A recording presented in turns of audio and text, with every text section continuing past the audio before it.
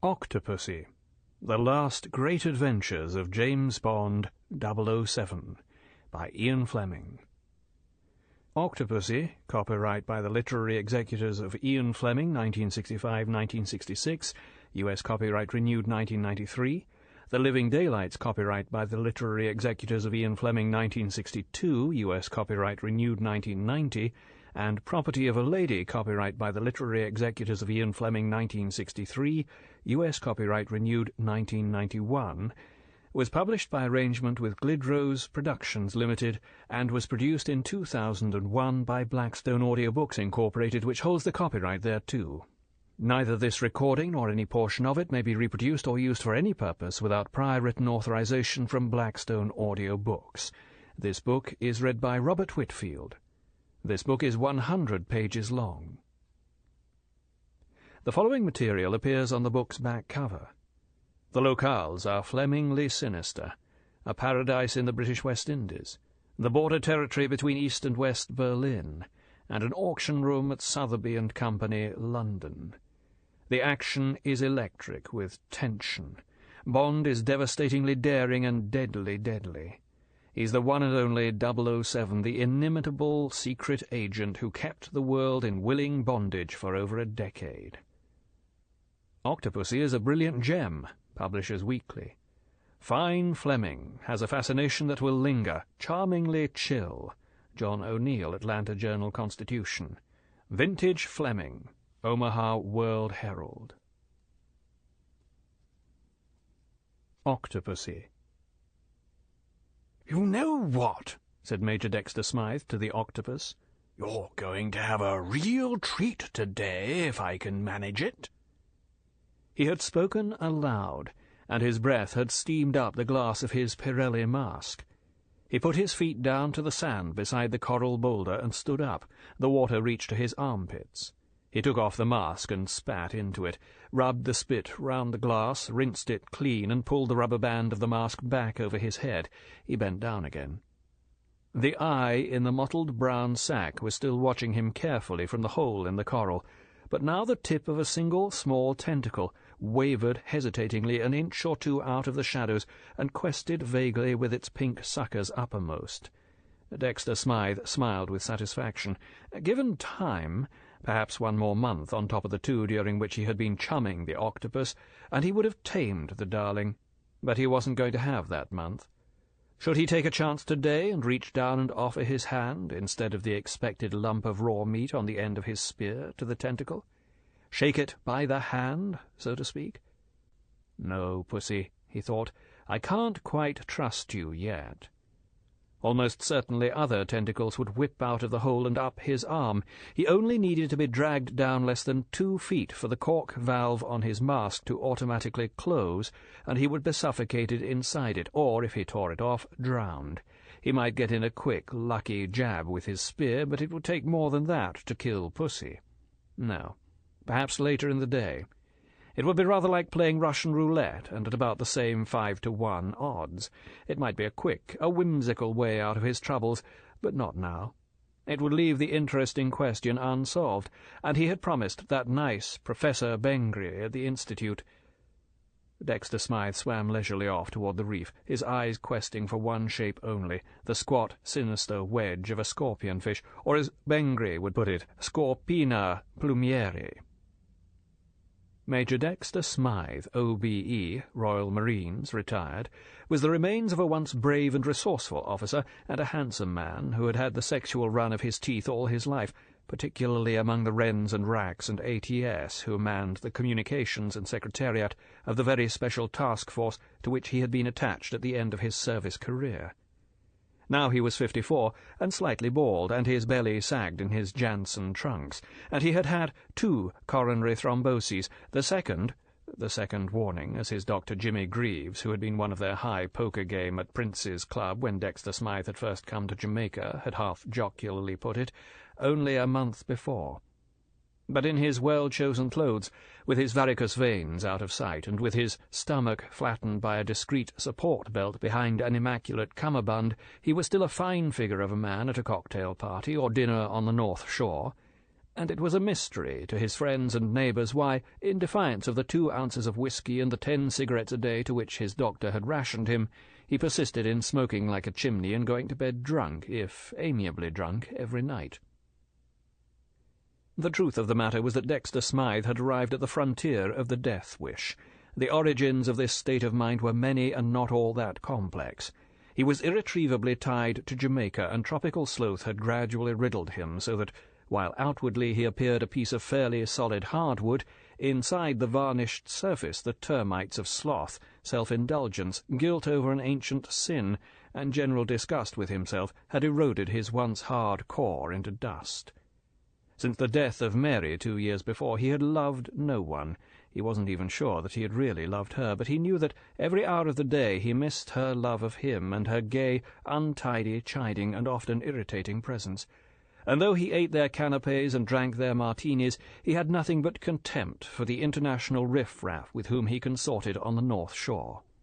He could perhaps have made friends with the more solid elements, the gentlemen farmers inland, the plantation owners on the coast, the professional men, the politicians, but that would mean regaining some serious purpose in life which his sloth, his spiritual laxity, prevented, and cutting down on the bottle, which he was definitely unwilling to do. So Major Smythe was bored to death. And but for one factor in his life, he would long ago have swallowed the bottle of barbiturates he had easily acquired from a local doctor. The lifeline that kept him clinging to the edge of the cliff was a tenuous one. Heavy drinkers veer toward an exaggeration of their basic temperaments, the classic 4, sanguine, phlegmatic, choleric, and melancholic. The sanguine drunk goes gay to the point of hysteria and idiocy. The phlegmatic sinks into a morass of sullen gloom. The choleric is the fighting drunk of the cartoonists, who spends much of his life in prison for smashing people and things. And the melancholic succumbs to self-pity, mawkishness, and tears. Major Smythe was a melancholic who had slid into a drooling fantasy woven around the birds and insects and fish that inhabited the 5 acres of wavelets, the name he had given his small villa was symptomatic, its beach and the coral reef beyond. The fish were his particular favourites. He referred to them as people, and since reef fish stick to their territories as closely as do most small birds, he knew them all, after 2 years, intimately, loved them, and believed that they loved him in return. They certainly knew him, as the denizens of zoos know their keepers, because he was a daily and a regular provider, scraping off algae and stirring up the sand and rocks for the bottom feeders, breaking up sea eggs and sea urchins for the small carnivores, and bringing out scraps of offal for the larger ones. And now, as he swam slowly and heavily up and down the reef and through the channels that led out to deep water, his people swarmed around him fearlessly and expectantly, darting at the tip of the 3-pronged spear they knew only as a prodigal spoon, flirting right up to the glass of the Pirelli, and even, in the case of the fearless, pugnacious demoiselle, nipping softly at his feet and legs. Part of Major Smythe's mind took in all these brilliantly coloured little people, and he greeted them in unspoken words. "Morning, Beau Gregory," to the dark blue demoiselle sprinkled with bright blue spots, the jewel-fish that exactly resembles the starlit fashioning of a bottle of Guerlain's Dans la Nuit. "Sorry, not tonight, sweetheart," to a fluttering butterfly-fish with false black eyes on its tail, and "You're too fat anyway, blue boy," to an indigo parrot-fish that must have weighed a good 10 pounds. But today he had a job to do, and his eyes were searching for only one of his people, his only enemy on the reef, the only one he killed on sight, a scorpion-fish. The scorpion-fish inhabits most of the southern waters of the world, and the rascasse, that is the foundation of bouillabaisse, belongs to the family. The West Indian variety runs up to only about 12 inches long and perhaps a pound in weight. It is by far the ugliest fish in the sea, as if nature were giving warning. It is a mottled brownish-grey with a heavy wedge-shaped shaggy head. It has fleshy, pendulous eyebrows that droop over angry red eyes, and a coloration and broken silhouette that are perfect camouflage on the reef. Though a small fish, its heavily toothed mouth is so wide that it can swallow whole most of the smaller reef fishes, but its supreme weapon lies in its erectile dorsal fins, the first few of which, acting on contact like hypodermic needles, are fed by poison glands containing enough toxin to kill a man if they merely graze him in a vulnerable spot, in an artery, for instance, or over the heart or in the groin. It constitutes the only real danger to the reef swimmer, far more dangerous than the barracuda or the shark, because, supreme in its confidence in its camouflage and armory, it flees before nothing except the very close approach of a foot or actual contact. Then it flits only a few yards on wide and bizarrely striped pectorals, and settles again, watchfully, either on the sand, where it looks like a lump of overgrown coral, or among the rocks and seaweed, where it virtually disappears. And Major Smythe was determined to find one and spear it, and give it to his octopus, to see if it would take it or spurn it, to see if one of the ocean's great predators would recognize the deadliness of another, know of its poison. Would the octopus consume the belly and leave the spines? Would it eat the lot, and if so, would it suffer from the poison?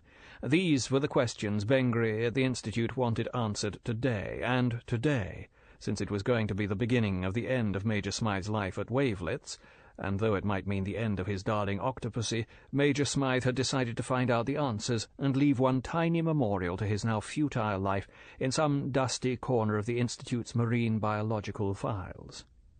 For in only the last couple of hours Major Dexter Smythe's already dismal life had changed very much for the worse, so much for the worse that he would be lucky if, in a few weeks' time for an exchange of cables via Government House and the Colonial Office to the Secret Service, and thence to Scotland Yard and the Public Prosecutor, and for Major Smythe's transportation to London with a police escort, he got away with a sentence of imprisonment for life.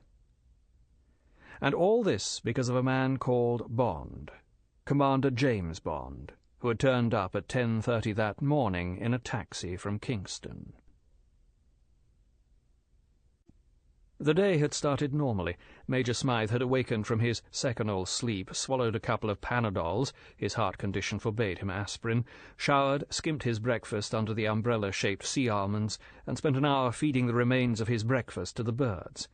He then took his prescribed doses of anticoagulant and blood pressure pills, and killed time with the Daily Gleaner until it was time for his 11s, which for some months now he had advanced to 10:30. He had just poured himself the first of 2 stiff brandy and ginger ales, the drunkard's drink, when he heard the car coming up the drive. Luna, his coloured housekeeper, came out into the garden and announced, "Jim want to see you, Major." "What's his name?" "Him don't say, Major. Him say to tell you him come from Government House." Major Smythe was wearing nothing but a pair of old khaki shorts and sandals. He said, "All right, Luna. Put him in the living room and say I won't be a moment." And he went round the back way into his bedroom and put on a white bush shirt and trousers and brushed his hair. Government House. Now what the hell? As soon as he had walked through into the living room and seen the tall man in the dark blue tropical suit standing at the picture window looking out to sea, Major Smythe had somehow sensed bad news. And when the man had turned slowly toward him and looked at him with watchful, serious grey-blue eyes, he had known that this was officialdom, and when his cheery smile was not returned, inimical officialdom. And a chill had run down Major Smythe's spine. They had somehow found out. "Well, well, I'm Smythe. I gather you're from Government House. How's Sir Kenneth?" There was somehow no question of shaking hands. The man said, "I haven't met him. I only arrived a couple of days ago. I've been out round the island most of the time. My name's Bond. James Bond. I'm from the Ministry of Defence." Major Smythe remembered the hoary euphemism for the Secret Service. He said bonhomously, "Oh, the old firm?" The question had been ignored. "Is there somewhere we can talk?" "Rather, anywhere you like. Here or in the garden. What about a drink?" Major Smythe clinked the ice in the glass he still held in his hand. "Rum and ginger's the local poison. I prefer the ginger by itself." The lie came out with the automatic smoothness of the alcoholic. "No, thanks. And here would be fine." The man leaned negligently against the wide mahogany window-sill. Major Smythe sat down and threw a jaunty leg over the low arm of one of the comfortable planter's chairs he had had copied from an original by the local cabinet-maker. He pulled out the drink coaster from the other arm, took a deep pull at his glass, and slid it, with a consciously steady hand, down into the hole in the wood. "Well," he said cheerily, looking the other man straight in the eyes, What can I do for you? Somebody been up to some dirty work on the North Shore, and you need a spare hand? Be glad to get into harness again. It's been a long time since those days, but I can still remember some of the old routines.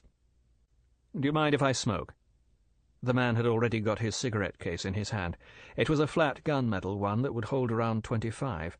Somehow this small sign of a shared weakness comforted Major Smythe. "Of course, my dear fellow." He made a move to get up, his lighter ready. "It's all right, thanks." James Bond had already lit his cigarette. "No, it's nothing local. I've been sent out to ask you to recall your work for the service at the end of the war." James Bond paused and looked down at Major Smythe carefully. "Particularly the time when you were working with the Miscellaneous Objectives Bureau." Major Smythe laughed sharply. He had known it. He had known it for absolutely sure. But when it came out of this man's mouth, the laugh had been forced out of Major Smythe like the scream of a hit man. "Oh, Lord, yes, good old mob. That was a lark, all right." He laughed again. He felt the anginal pain brought on by the pressure of what he knew was coming build up across his chest. He dipped his hand into his trouser pocket, tilted the little bottle into the palm of his hand, and slipped the white TNT pill under his tongue. He was amused to see the tension coil up in the other man, the way the eyes narrowed watchfully. "It's all right, my dear fellow. This isn't a death pill." He said, "You troubled with acidosis? No? It slays me when I go on a bender. Last night, party at Jamaica Inn. One really ought to stop thinking one's always 25. Anyway, let's get back to mob force. Not many of us left, I suppose." He felt the pain across his chest withdraw into its lair. "Something to do with the official history?" James Bond looked down at the tip of his cigarette. "Not exactly." "I expect you know I wrote most of the chapter on the Force for the War Book. It's 15 years since then. Doubt if I'd have much to add today." "Nothing more about that operation in the Tyrol, place called Oberaurach, about a mile east of Kitzbühel?" One of the names he had been living with for 15 years forced another harsh laugh out of Major Smythe. "That was a piece of cake. You've never seen such a shambles. All those Gestapo toughs with their doxes, all of them hog-drunk. They'd kept their files all tickety-boo, handed them over without a murmur. Hoped that'd earn 'em easy treatment, I suppose. We gave the stuff a first going over and shipped all the bods off to the Munich camp. Last I heard of them. Most of them hanged for war crimes, I expect. We handed the bump over to HQ at Salzburg. Then we went on up the Mittersill Valley after another hideout." Major Smythe took a good pull at his drink and lit a cigarette. He looked up. "That's the long and the short of it." "You were number 2 at the time, I think. The CO was an American, a Colonel King from Patton's army." "That's right. Nice fellow. Wore a moustache, which isn't like an American. Knew his way among the local wines. Quite a civilized chap." In his report about the operation, he wrote that he handed you all the documents for a preliminary run-through, as you were the German expert with the unit. Then you gave them all back to him with your comments? James Bond paused. "Every single one of them?" Major Smythe ignored the innuendo. "That's right. Mostly lists of names, counterintelligence dope. The CI people in Salzburg were very pleased with the stuff. Gave them plenty of new leads. I expect the originals are lying about somewhere. They'll have been used for the Nuremberg trials. Yes, by Jove." Major Smythe was reminiscent, pally. "Those were some of the jolliest months of my life. Herring around the country with mob force, wine, women, and song, and you can say that again." Here Major Smythe was saying the whole truth. He had had a dangerous and uncomfortable war until 1945. When the Commandos were formed in 1941, he had volunteered and been seconded from the Royal Marines to Combined Operations Headquarters under Mountbatten. There his excellent German, his mother had come from Heidelberg, had earned him the unenviable job of being advanced interrogator on commando operations across the Channel. He had been lucky to get away from 2 years of this work unscathed and with the OBE military, which was sparingly awarded in the last war. And then, in preparation for the defeat of Germany, the Miscellaneous Objectives Bureau had been formed jointly by the Secret Service and Combined Operations, and Major Smythe had been given the temporary rank of Lieutenant Colonel, and told to form a unit whose job would be the cleaning up of Gestapo and Abwehr hideouts when the collapse of Germany came about. The OSS got to hear of the scheme, and insisted on getting into the act to cope with the American wing of the front, and the result was the creation of not one, but 6 units that went into operation in Germany and Austria on the day of surrender. They were units of 20 men, each with a light armoured car, 6 jeeps, a wireless truck, and 3 lorries, and they were controlled by a joint Anglo-American headquarters in Schaif, which also fed them with targets from the Army intelligence units and from the SIS and OSS. Major Smythe had been number 2 of A Force, which had been allotted the Tyrol, an area full of good hiding places with easy access to Italy and perhaps out of Europe, that was known to have been chosen as funk hole number 1 by the people Mob Force was after. And as Major Smythe had just told Bond, they had had themselves a ball. All without firing a shot, except, that is, 2 fired by Major Smythe. James Bond said casually, "Does the name of Hannes Oberhauser ring a bell?" Major Smythe frowned, trying to remember. "Can't say it does." It was 80 degrees in the shade, but he shivered. "Let me refresh your memory. On the same day as those documents were given to you to look over, you made inquiries at the Tiefenbrunner Hotel, where you were billeted, for the best mountain guide in Kitzbühel. You were referred to Oberhauser. The next day you asked your CO for a day's leave, which was granted. Early next morning you went to Oberhauser's chalet, put him under close arrest, and drove him away in your jeep. Does that ring a bell?" That phrase about refreshing your memory. How often had Major Smythe himself used it when he was trying to trap a German liar? Take your time. You've been ready for something like this for years. Major Smythe shook his head doubtfully. "Can't say it does." A man with greying hair and a gammy leg spoke some English. He'd been a ski teacher before the war. Major Smythe looked candidly into the cold, clear blue eyes. "Sorry, can't help you." James Bond took a small blue leather notebook out of his inside pocket and turned the leaves. He stopped turning them. He looked up. At that time, as sidearms, you were carrying a regulation Webley Scott 45 with the serial number 896732. It was certainly a Webley. Damn clumsy weapon. Hope they've got something more like the Luger or the heavy Beretta these days, but I can't say I ever took a note of the number. "The number's right enough," said James Bond. "I've got the date of its issue to you by HQ and the date when you turned it in. You signed the book both times." Major Smythe shrugged. "Well, then, it must have been my gun, but—" He put rather angry impatience into his voice. "What, if I may ask, is all this in aid of?" James Bond looked at him almost with curiosity. He said, and now his voice was not unkind, "You know what it is all about, Smythe." He paused and seemed to reflect. "Tell you what, I'll go out into the garden for 10 minutes or so. Give you time to think things over. Give me a hail." He added seriously, "It'll make things so much easier for you if you come out with the story in your own words." Bond walked to the door into the garden. He turned around. "I'm afraid it's only a question of dotting the I's and crossing the T's. You see, I had a talk with the Fu brothers in Kingston yesterday." He stepped out onto the lawn. Something in Major Smythe was relieved.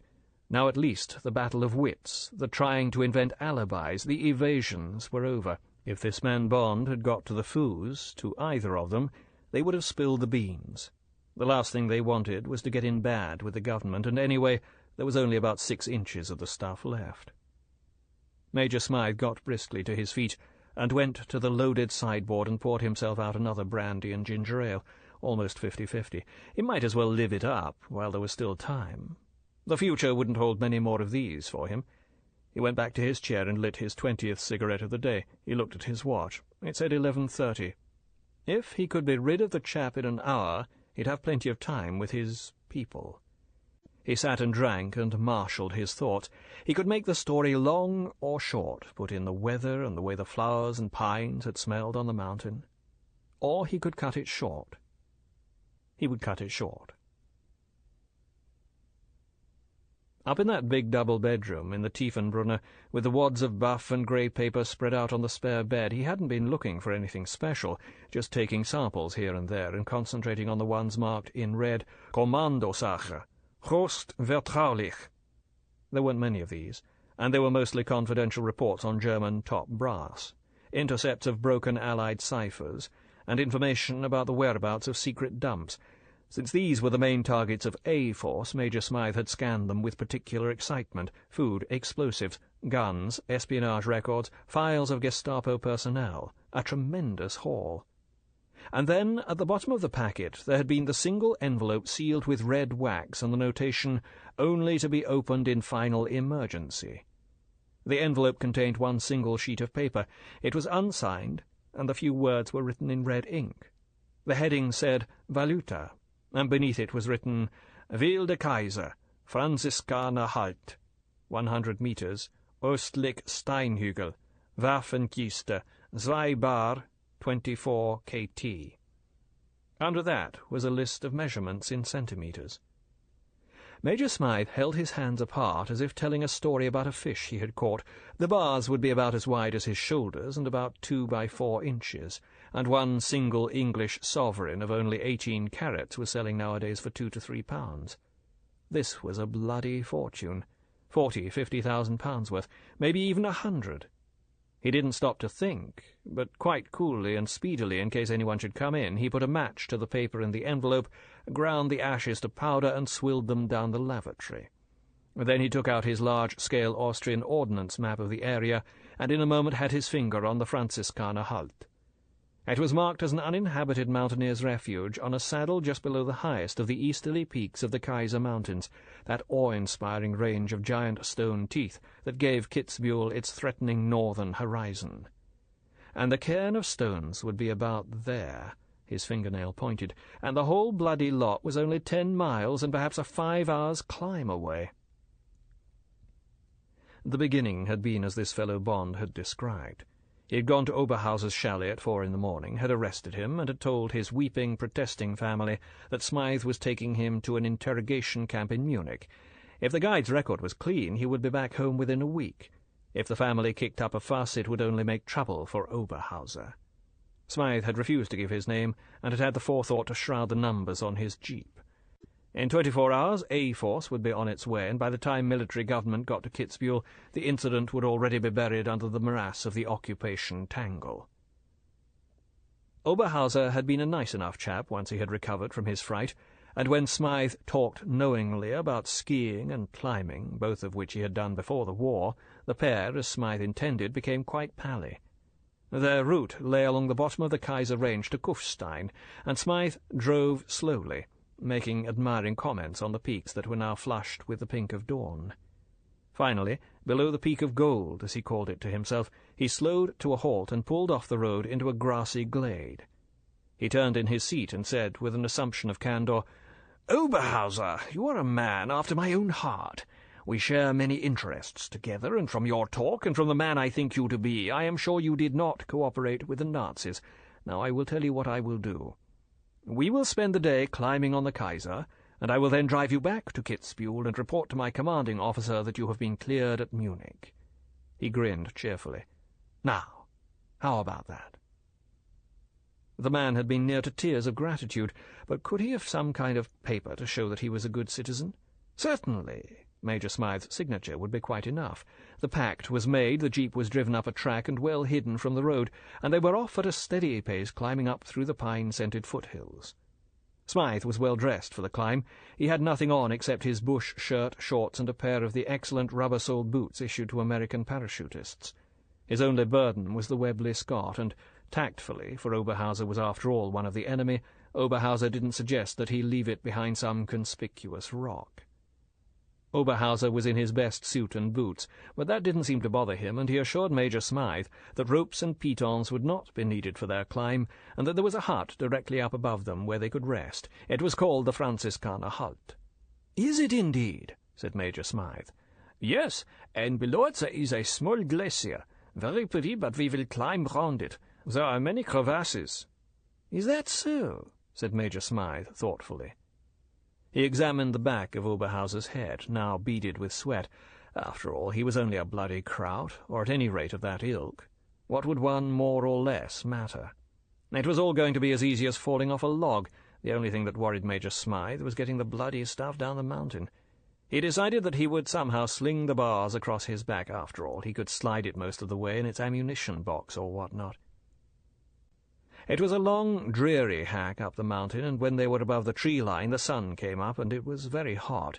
And now it was all rock and scree, and their long zigzags sent boulders and rubble rumbling and crashing down the slope that got ever steeper as they approached the final crag, grey and menacing, that lanced away into the blue above them.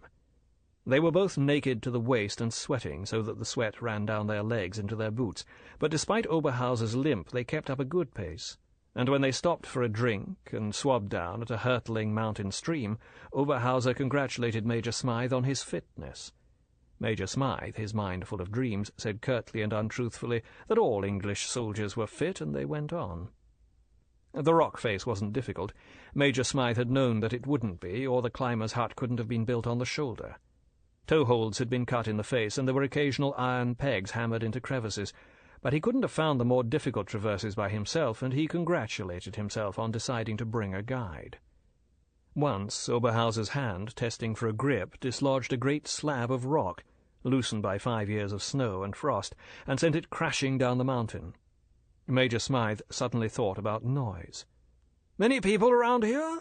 he asked as they watched the boulder hurtle down into the tree line. "Not a soul until you get near Kufstein," said Oberhauser. He gestured along the arid range of high peaks. "No grazing, little water. Only the climbers come here. And since the beginning of the war—" He left the phrase unfinished. They skirted the blue-fanged glacier below the final climb to the shoulder. Major Smythe's careful eyes took in the width and depth of the crevasses. Yes, they would fit. Directly above them, perhaps 100 feet up under the lee of the shoulder, were the weather-beaten boards of the hut. Major Smythe measured the angle of the slope. Yes, it was almost a straight dive down. Now or later? He guessed later. The line of the last traverse wasn't very clear. They were up at the hut in 5 hours flat. Major Smythe said he wanted to relieve himself, and wandered casually along the shoulder to the east, paying no heed to the beautiful panoramas of Austria and Bavaria that stretched away on either side of him, perhaps 50 miles into the heat haze. He counted his paces carefully. At exactly 120 there was the cairn of stones, a loving memorial perhaps to some long-dead climber. Major Smythe, knowing differently, longed to tear it apart there and then. Instead he took out his Webley Scott, squinted down the barrel, and twirled the cylinder. Then he walked back. It was cold up there at 10,000 feet or more, and Oberhauser had got into the hut and was busy preparing a fire. Major Smythe controlled his horror at the sight. "Oberhauser," he said cheerfully, "come out and show me some of the sights. Wonderful view up here." "Certainly, Major." Oberhauser followed Major Smythe out of the hut. Outside he fished in his hip pocket and produced something wrapped in paper. He undid the paper to reveal a hard, wrinkled sausage. He offered it to the Major. "It is only what we call a soldat," he said shyly. "Smoked meat, very tough but good." He smiled. "It is like what they eat in Wild West films. What is the name?" "Pemmican," said the Major. And then, and later this had slightly disgusted him with himself, he said, "Leave it in the hut. We will share it later. Come over here. Can we see Innsbruck? Show me the view on this side." Oberhauser bobbed into the hut and out again. The Major fell in just behind him as he talked, pointing out this or that distant church spire or mountain peak. They came to the point above the glacier. Major Smythe drew his revolver, and at a range of 2 feet fired 2 bullets into the base of Hannes Oberhauser's skull. No muffing. Dead on. The impact of the bullets knocked the guide clean off his feet and over the edge. Major Smythe craned over. The body hit twice only, and then crashed onto the glacier, but not onto its fissured origin. Halfway down, and on a patch of old snow. "Hell," said Major Smythe. The deep boom of the 2 shots, which had been batting to and fro among the mountains, died away. Major Smythe took one last look at the black splash on the white snow, and hurried off along the shoulder. First things first. He started on the top of the cairn, working as if the devil were after him, throwing the rough, heavy stones indiscriminately down the mountain to right or left. His hands began to bleed, but he hardly noticed. Now there were only 2 feet or so left, and nothing. Bloody nothing. He bent to the last pile, scrabbling feverishly, and then— yes, the edge of a metal box. A few more rocks away, and there was the whole of it, a good old grey Wehrmacht ammunition box, with a trace of some lettering still on it. Major Smythe gave a groan of joy. He sat down on a hard piece of rock, and his mind went orbiting through Bentleys, Monte Carlo, penthouse flats, Cartiers, champagne, caviar, and, incongruously, but because he loved golf, a new set of Henry Cotton irons. Drunk with his dreams, Major Smythe sat there, looking at the grey box for a full quarter of an hour. Then he looked at his watch and got briskly to his feet. Time to get rid of the evidence. The box had a handle at each end. Major Smythe had expected it to be heavy. He had mentally compared its probable weight with the heaviest thing he had ever carried, a 40-pound salmon he had caught in Scotland just before the war, but the box was certainly double that weight, and he was only just able to lift it out of its last bed of rocks onto the thin alpine grass. Then he slung his handkerchief through one of the handles and dragged it clumsily along the shoulder to the hut. Then he sat down on the stone doorstep, and, his eyes never leaving the box, he tore at Oberhauser's smoked sausage with his strong teeth and thought about getting his £50,000, for that was the figure he put it at, down the mountain and into a new hiding-place. Oberhauser's sausage was a real mountaineer's meal, tough, well-fatted, and strongly garlicked. Bits of it stuck uncomfortably between Major Smythe's teeth. He dug them out with a sliver of matchstick and spat them on the ground. Then his intelligence-wise mind came into operation, and he meticulously searched among the stones and grass, picked up the scraps, and swallowed them. From now on he was a criminal, as much a criminal as if he had robbed a bank and shot the guard. He was a cop turned robber. He must remember that. It would be death if he didn't. Death instead of Cartiers. All he had to do was to take infinite pains. He would take those pains, and by God they would be infinite. Then, forever after, he would be rich and happy. After taking ridiculously minute trouble to eradicate any sign of entry into the hut, he dragged the ammunition box to the edge of the last rock face and, aiming it away from the glacier, tipped it, with a prayer, into space. The grey box, turning slowly in the air, hit the first steep slope below the rock face, bounded another 100 feet, and landed with an iron clang in some loose scree, and stopped. Major Smythe couldn't see if it had burst open. He didn't mind one way or the other. He had tried to open it without success. Let the mountain do it for him. With a last look around, he went over the edge. He took great care at each piton, tested each hand-hold and foothold before he put his weight on it. Coming down, he was a much more valuable life than he had been climbing up. He made for the glacier and trudged across the melting snow to the black patch on the ice field. There was nothing to be done about footprints. It would take only a few days for them to be melted down by the sun. He got to the body. He had seen many corpses during the war, and the blood and broken limbs meant nothing to him. He dragged the remains of Oberhauser to the nearest deep crevasse and toppled it in. Then he went carefully around the lip of the crevasse and kicked the snow overhang down on top of the body. Then, satisfied with his work, he retraced his steps, placing his feet exactly in his old footprints, and made his way on down the slope to the ammunition box. Yes, the mountain had burst open the lid for him. Almost casually he tore away the cartridge paper wrappings. The two great hunks of metal glittered up at him under the sun. There were the same markings on each. The swastika in a circle below an eagle in the date 1943, the mint marks of the Reichsbank. Major Smythe gave a nod of approval. He replaced the paper and hammered the crooked lid half shut with a rock. Then he tied the lanyard of his Webley around one of the handles and moved on down the mountain, dragging his clumsy burden behind him. It was now 1 o'clock, and the sun beat fiercely down on his naked chest, frying him in his own sweat. His reddened shoulders began to burn. So did his face. To hell with them. He stopped at the stream from the glacier, dipped his handkerchief in the water and tied it across his forehead. Then he drank deeply and went on, occasionally cursing the ammunition box as it caught up with him and banged at his heels. But these discomforts, the sunburn and the bruises, were nothing compared with what he would have to face when he got down to the valley and the going levelled out. For the time being he had gravity on his side. There would come at least a mile when he would have to carry the blasted stuff. Major Smythe winced at the thought of the havoc the 80 pounds or so would wreak on his burned back. "Oh, well," he said to himself almost light-heartedly, Il faut souffrir pour être millionnaire. When he got to the bottom, and the time had come, he sat and rested on a mossy bank under the firs. Then he spread out his bush shirt, and heaved the 2 bars out of the box and onto its centre, and tied the tails of the shirt as firmly as he could to where the sleeves sprang from the shoulders. After digging a shallow hole in the bank and burying the empty box, he knotted the 2 cuffs of the sleeves firmly together, knelt down, and slipped his head through the rough sling, got his hands on either side of the knot to protect his neck, and staggered to his feet, crouching far forward so as not to be pulled over on his back.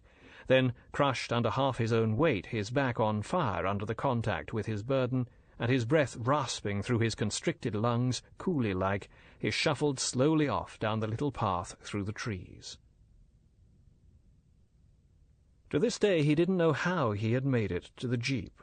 Again and again the knots gave under the strain, and the bars crashed down on the calves of his legs, and each time he had sat with his head in his hands and then started all over again. But finally, by concentrating on counting his steps and stopping for a rest at every 100th, he got to the blessed little jeep and collapsed beside it. And then there had been the business of burying his hoard in the wood amongst a jumble of big rocks that he would be sure to find again, of cleaning himself up as best he could, and of getting back to his billet by a circuitous route that avoided the Oberhauser chalet. And then it was all done, and he had got drunk by himself off a bottle of cheap schnapps, and eaten and gone to bed and fallen into a stupefied sleep. The next day, Mob A Force had moved off up the Mittersill Valley on a fresh trail, and 6 months later Major Smythe was back in London, and his war was over. But not his problems. Gold is difficult stuff to smuggle, certainly in the quantity available to Major Smythe, and it was now essential to get his 2 bars across the Channel and into a new hiding-place. So he put off his demobilization and clung to the red tabs of his temporary rank, and particularly to his military intelligence passes, and soon got himself sent back to Germany as a British representative at the Combined Interrogation Centre in Munich. There he did a scratch job for 6 months, during which, on a weekend's leave, he collected his gold and stowed it away in a battered suitcase in his quarters. Then he resigned his post and flew back to England, carrying the 2 bars in a bulky briefcase. The 100 yards across the tarmac at each end of the flight, and the handling of his case, as if it contained only papers, required 2 benzodrine tablets and a will of iron. But at last he had his fortune safe in the basement of an aunt's flat in Kensington, and could get on with the next phase of his plans at leisure. He resigned from the Royal Marines and got himself demobilized, and married one of the many girls he had slept with at Mob Force headquarters, a charming blonde wren from a solid middle-class family named Mary Parnell. He got passages for them both in one of the early banana boats sailing from Avonmouth to Kingston, Jamaica, which they both agreed would be a paradise of sunshine, good food, cheap drink, and a glorious haven from the gloom and restrictions and Labour government of post-war England. Before they sailed, Major Smythe showed Mary the gold bars, from which he had chiselled away the mint marks of the Reichsbank. "I've been clever, darling," he said. "I just don't trust the pound these days, so I've sold out all my securities and swapped the lot for gold. Must be about £50,000 worth there. That should give us 25 years of the good life, just cutting off a slice now and then and selling it." Mary Parnell was not to know that such a transaction was impossible under the currency laws. She knelt down and ran her hands lovingly over the gleaming bars. Then she got up and threw her arms around Major Smythe's neck and kissed him. "You're a wonderful, wonderful man," she said, almost in tears. "Frightfully clever and handsome and brave. And now I find out that you're rich as well. I'm the luckiest girl in the world." "Well, anyway, we're rich," said Major Smythe. "But promise me you won't breathe a word, or we'll have all the burglars in Jamaica around our ears. Promise?" "Cross my heart." Prince's Club in the foothills above Kingston was indeed a paradise. Pleasant enough members, wonderful servants, unlimited food, cheap drink, and all in the wonderful setting of the tropics, which neither of them had known before. They were a popular couple, and Major Smythe's war record earned them the entree to Government House society, after which their life was one endless round of parties, with tennis for Mary, and golf, with the Henry Cotton Irons, for Major Smythe. In the evenings there was bridge for her, and a high poker game for him. Yes, it was paradise, all right, while in their homeland people munched their spam, fiddled in the black market, cursed the government, and suffered the worst winter's weather for 30 years. The Smythes met all their initial expenditures from their combined cash reserves, swollen by wartime gratuities, and it took Major Smythe a full year of careful sniffing around before he decided to do business with the Messrs. Fu, import and export merchants. The brothers Fu, highly respected and very rich, were the acknowledged governing junta of the flourishing Chinese community in Jamaica. Some of their trading was suspected to be devious in the Chinese tradition, but all Major Smythe's casually meticulous inquiries confirmed that they were utterly trustworthy. The Bretton Woods Convention, fixing a controlled world price for gold, had been signed, and it had already become common knowledge that Tangier and Macau were two free ports that, for different reasons, had escaped the Bretton Woods net. There a price of at least $100 per ounce of gold, 99 fine, could be obtained, compared with the fixed world price of $35 per ounce. And, conveniently, the Fus had just begun to trade again with a resurgent Hong Kong, already the port of entry for gold smuggling into the neighbouring Macau. The whole set-up was, in Major Smythe's language, tickety-boo. He had a most pleasant meeting with the Fu brothers. No questions were asked until it came to examining the bars. At this point, the absence of mint marks resulted in a polite inquiry as to the original provenance of the gold. "You see, Major," said the older and blander of the brothers behind the big bare mahogany desk, "in the bullion market, the mint marks of all respectable national banks and responsible dealers are accepted without question. Such marks guarantee the fineness of the gold.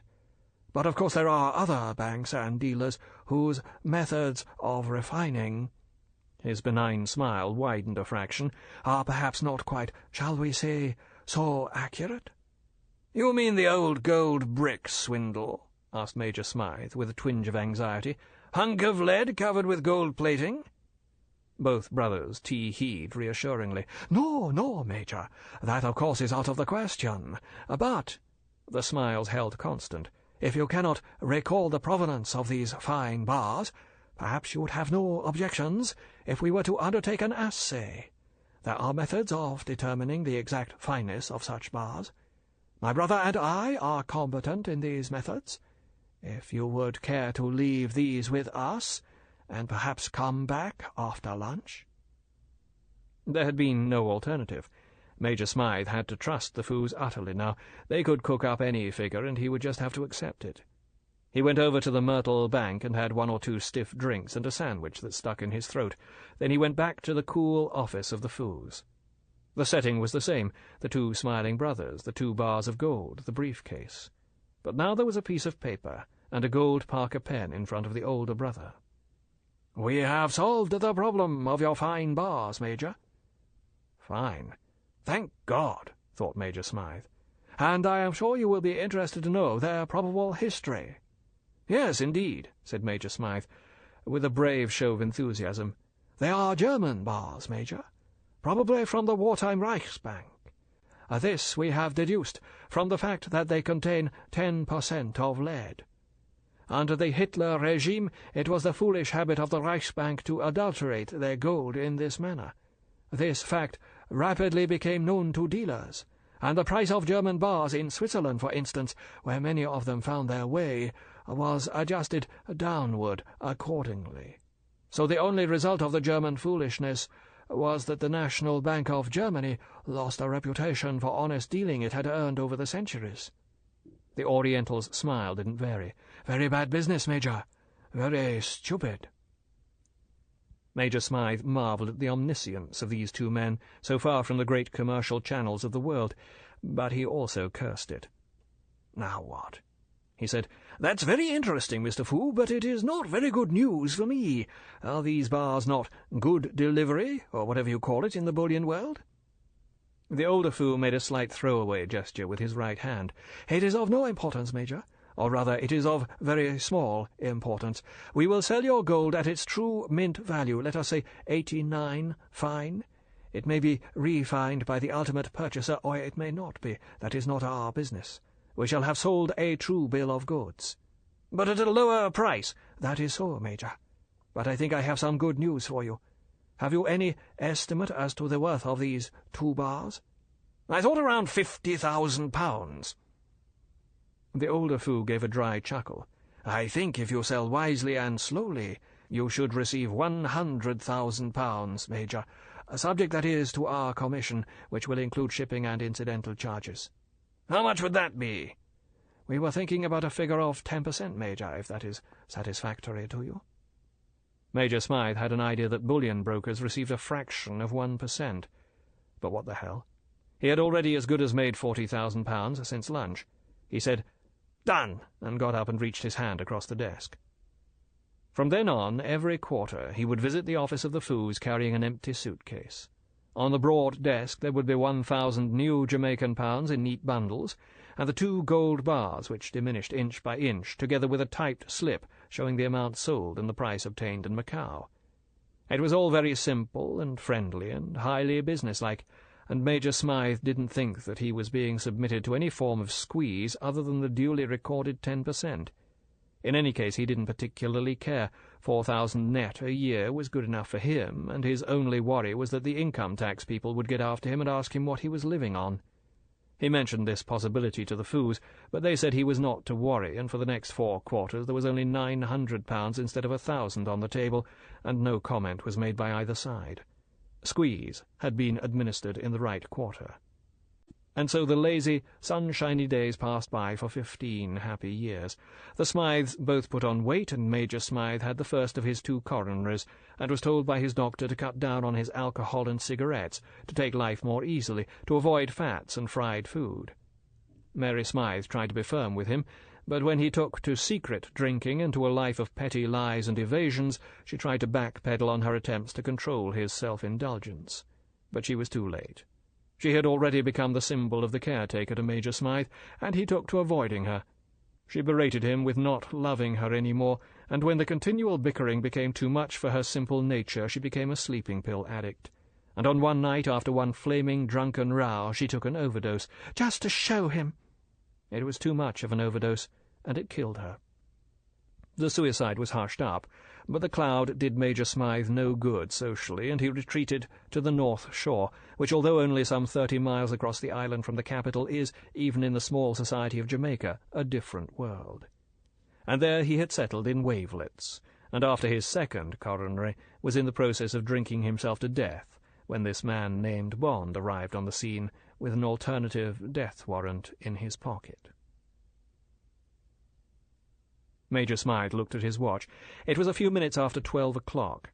He got up and poured himself another stiff brandy and ginger ale and went out onto the lawn. James Bond was sitting under the sea almonds, gazing out to sea.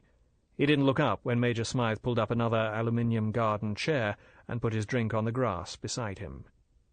When Major Smythe had finished telling his story, Bond said unemotionally, "Yes, that's more or less the way I figured it." "Want me to write it all out and sign it?" "You can if you like, but not for me. That'll be for the court-martial. Your old corps will be handling all that. I've got nothing to do with the legal aspects. I shall put in a report to my own service of what you've told me, and they'll pass it on to the Royal Marines. Then I suppose it'll go to the public prosecutor via Scotland Yard." "Could I ask a question?" "Of course." "How did they find out?" "It was a small glacier. Oberhauser's body came out at the bottom of it earlier this year, when the spring snows melted. Some climbers found it. All his papers and everything were intact. His family identified him. Then it was just a question of working back. The bullets clinched it." "But how did you get mixed up in the whole thing?" "Mob force was the responsibility of my, service. The papers found their way to us. I happened to see the file. I had some spare time on my hands.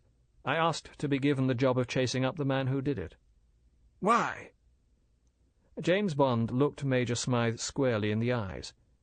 "It just happened that Oberhauser was a friend of mine. He taught me to ski before the war, when I was in my teens. He was a wonderful man. He was something of a father to me at a time when I happened to need one." "Oh, I see." Major Smythe looked away. "I'm sorry." James Bond got to his feet.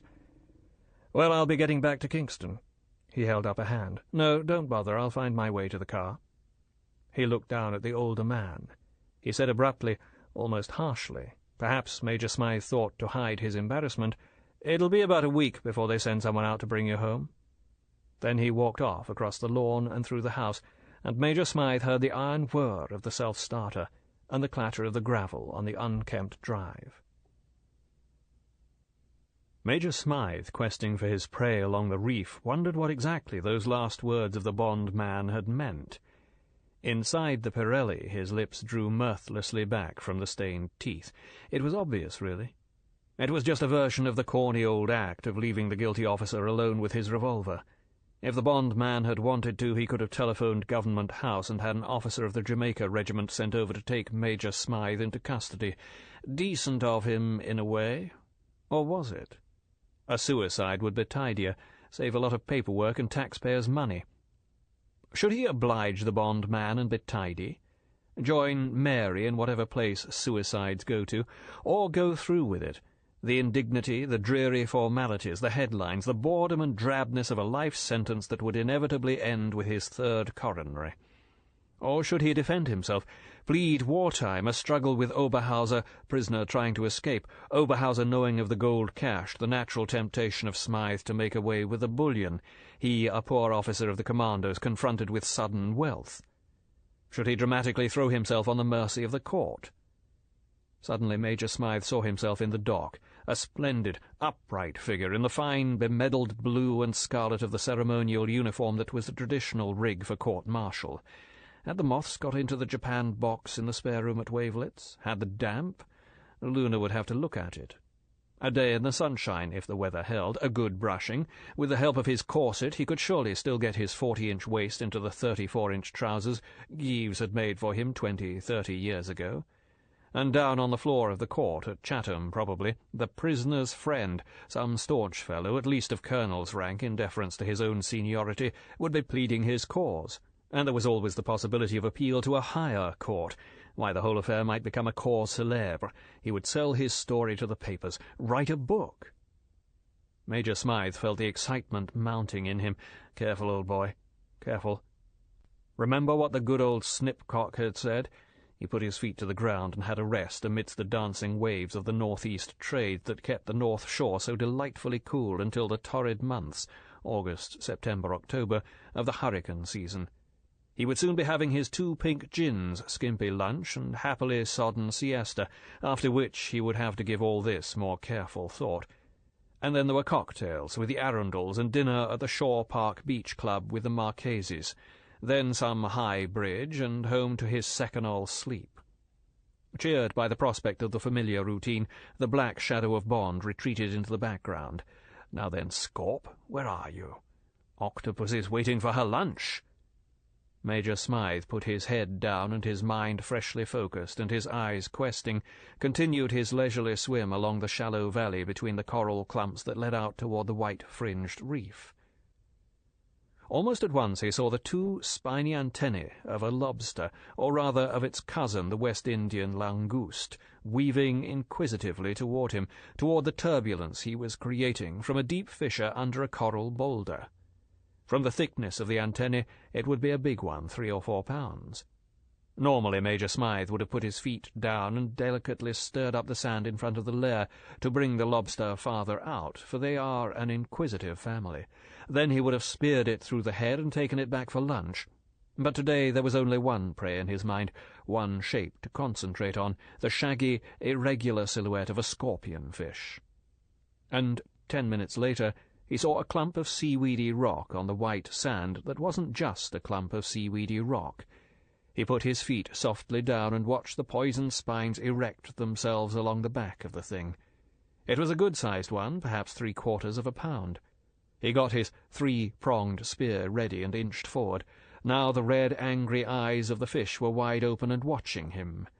He would have to make a single quick lunge from as nearly the vertical as possible. Otherwise, he knew from experience, the barbed prongs, needle-sharp though they were, would almost certainly bounce off the horny head of the beast.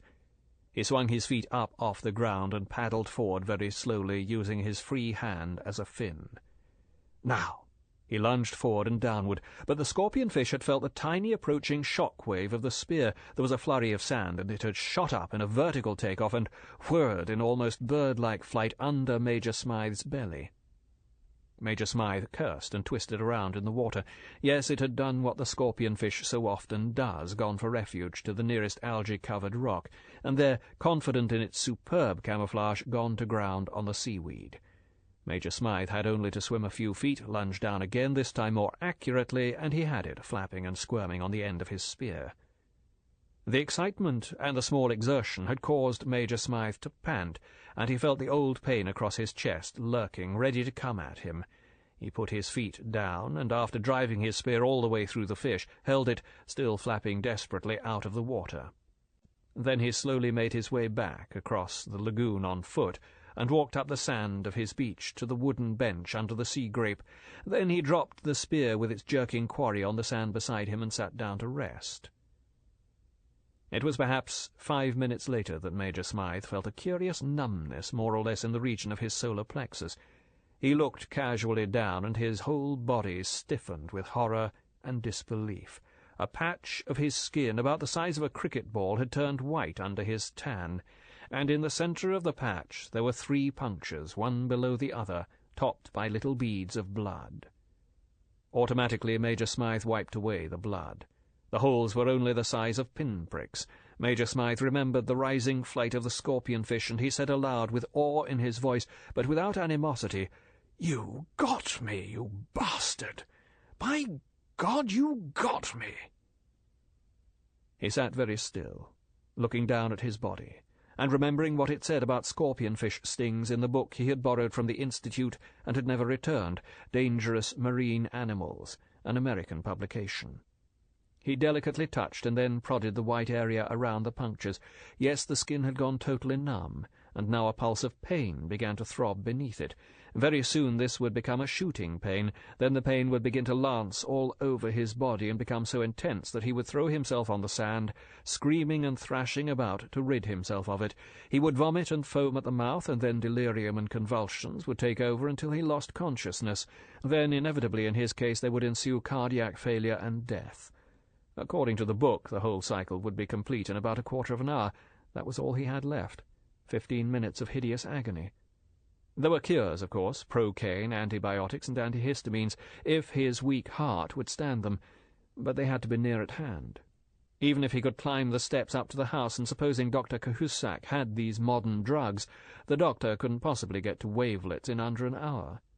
The first jet of pain seared into Major Smythe's body and bent him over double. Then came another, and another, radiating through his stomach and limbs. Now there was a dry metallic taste in his mouth, and his lips were prickling. He gave a groan and toppled off the seat onto the beach. A flapping on the sand beside his head reminded him of the scorpion-fish. There came a lull in the spasms of pain. Instead, his whole body felt as though it was on fire, but, beneath the agony, his brain cleared. But, of course, the experiment. Somehow he must get out to Octopussy and give her her lunch. "Oh, pussy, my pussy, this is the last meal you'll get." Major Smythe mouthed the refrain to himself as he crouched on all fours, found his mask, and struggled to force it over his face. Then he got hold of his spear, tipped with the still flapping fish, and clutching his stomach with his free hand, crawled and slithered down the sand and into the water. It was 50 yards of shallow water to the lair of the octopus in the coral cranny, and Major Smythe, screaming all the while into his mask, crawling mostly on his knees, somehow made it. As he came to the last approach and the water became deeper, he had to get to his feet, and the pain made him jiggle to and fro as if he were a puppet manipulated by strings. Then he was there, and with a supreme effort of will he held himself steady as he dipped his head down to let some water into his mask and clear the mist of his screams from the glass. Then, blood pouring from his bitten lower lip, he bent carefully down to look into Octopussy's house. Yes, the brown mass was still there. It was stirring excitedly. Why? Major Smythe saw the dark strings of his blood curling lazily down through the water. Of course, the darling was tasting his blood. A shaft of pain hit Major Smythe and sent him reeling. He heard himself babbling deliriously into his mask.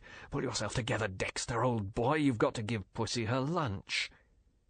He steadied himself, and holding the spear well down the shaft, lowered the fish down toward the writhing hole. Would Pussy take the bait? the poisonous bait that was killing Major Smythe, but to which an octopus might be immune. If only Bengray could be here to watch. 3 tentacles, weaving excitedly, came out of the hole and wavered around the scorpion-fish. Now there was a grey mist in front of Major Smythe's eyes. He recognized it as the edge of unconsciousness and feebly shook his head to clear it. And then the tentacles leapt. But not at the fish. At Major Smythe's hand and arm. Major Smythe's torn mouth stretched in a grimace of pleasure. Now he and Pussy had shaken hands. How exciting, how truly wonderful. But then the octopus quietly, relentlessly pulled downward, and terrible realization came to Major Smythe. He summoned his dregs of strength and plunged his spear down. The only effect was to push the scorpion-fish into the mass of the octopus and offer more arm to the octopus. The tentacles snaked upward and pulled more relentlessly. Too late, Major Smythe scrabbled away his mask. One bottled scream burst out across the empty bay, then his head went under and down, and there was an explosion of bubbles to the surface. Then Major Smythe's legs came up, and the small waves washed his body to and fro, while the octopus explored his right hand with its buccal orifice, and took a first tentative bite at a finger with its beak-like jaws. The body was found by 2 young Jamaicans spinning for needlefish from a canoe.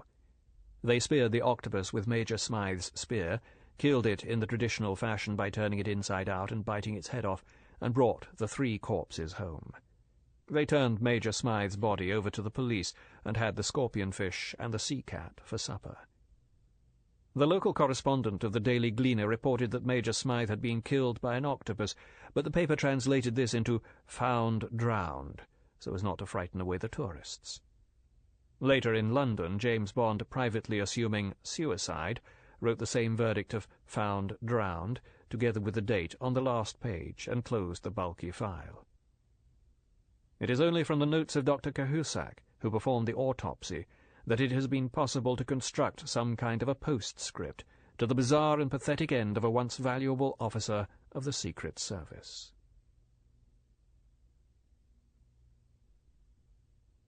The Living Daylights. James Bond lay in the 500-yard firing point of the famous Century Range at Bisley. The white peg in the grass beside him said 44, and the same number was repeated high up on the distant butt above the single 6-feet-square target that, to the human eye and in the late summer dusk, looked no larger than a postage stamp. But through Bond's glass, an infrared sniper scope fixed above his rifle, the lens covered the whole canvas. He could even clearly distinguish the pale blue and beige colours in which the target was divided, and the 6-inch semicircular bull's-eye looked as big as the half-moon that was already beginning to show low down in the darkening sky above the distant crest of Chobham Ridges. James Bond's last shot had been an inner left, not good enough. He took another glance at the yellow and blue wind flags. They were streaming across range from the east rather more stiffly than when he had begun his shoot half an hour before, and he set 2 clicks more to the right on the wind gauge and traversed the crosswires on the sniper scope back to the point of aim. Then he settled himself, put his trigger finger gently inside the guard and onto the curve of the trigger, shallowed his breathing, and very, very softly squeezed. The vicious crack of the shot boomed across the empty range. The target disappeared below ground, and at once the dummy came up in its place. Yes, the black panel was in the bottom right-hand corner this time, not in the bottom left, a bull's-eye. "Good," said the voice of the chief range officer from behind and above him. "Stay with it." The target was already up again, and Bond put his cheek back to its warm patch on the chunky wooden stock, and his eye to the rubber eyepiece of the scope. He wiped his gun hand down the side of his trousers and took the pistol grip that jutted sharply down below the trigger guard. He splayed his legs an inch more.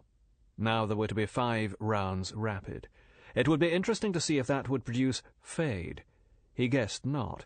This extraordinary weapon the armourer had somehow got his hands on gave one the feeling that a standing man at a mile would be easy meat.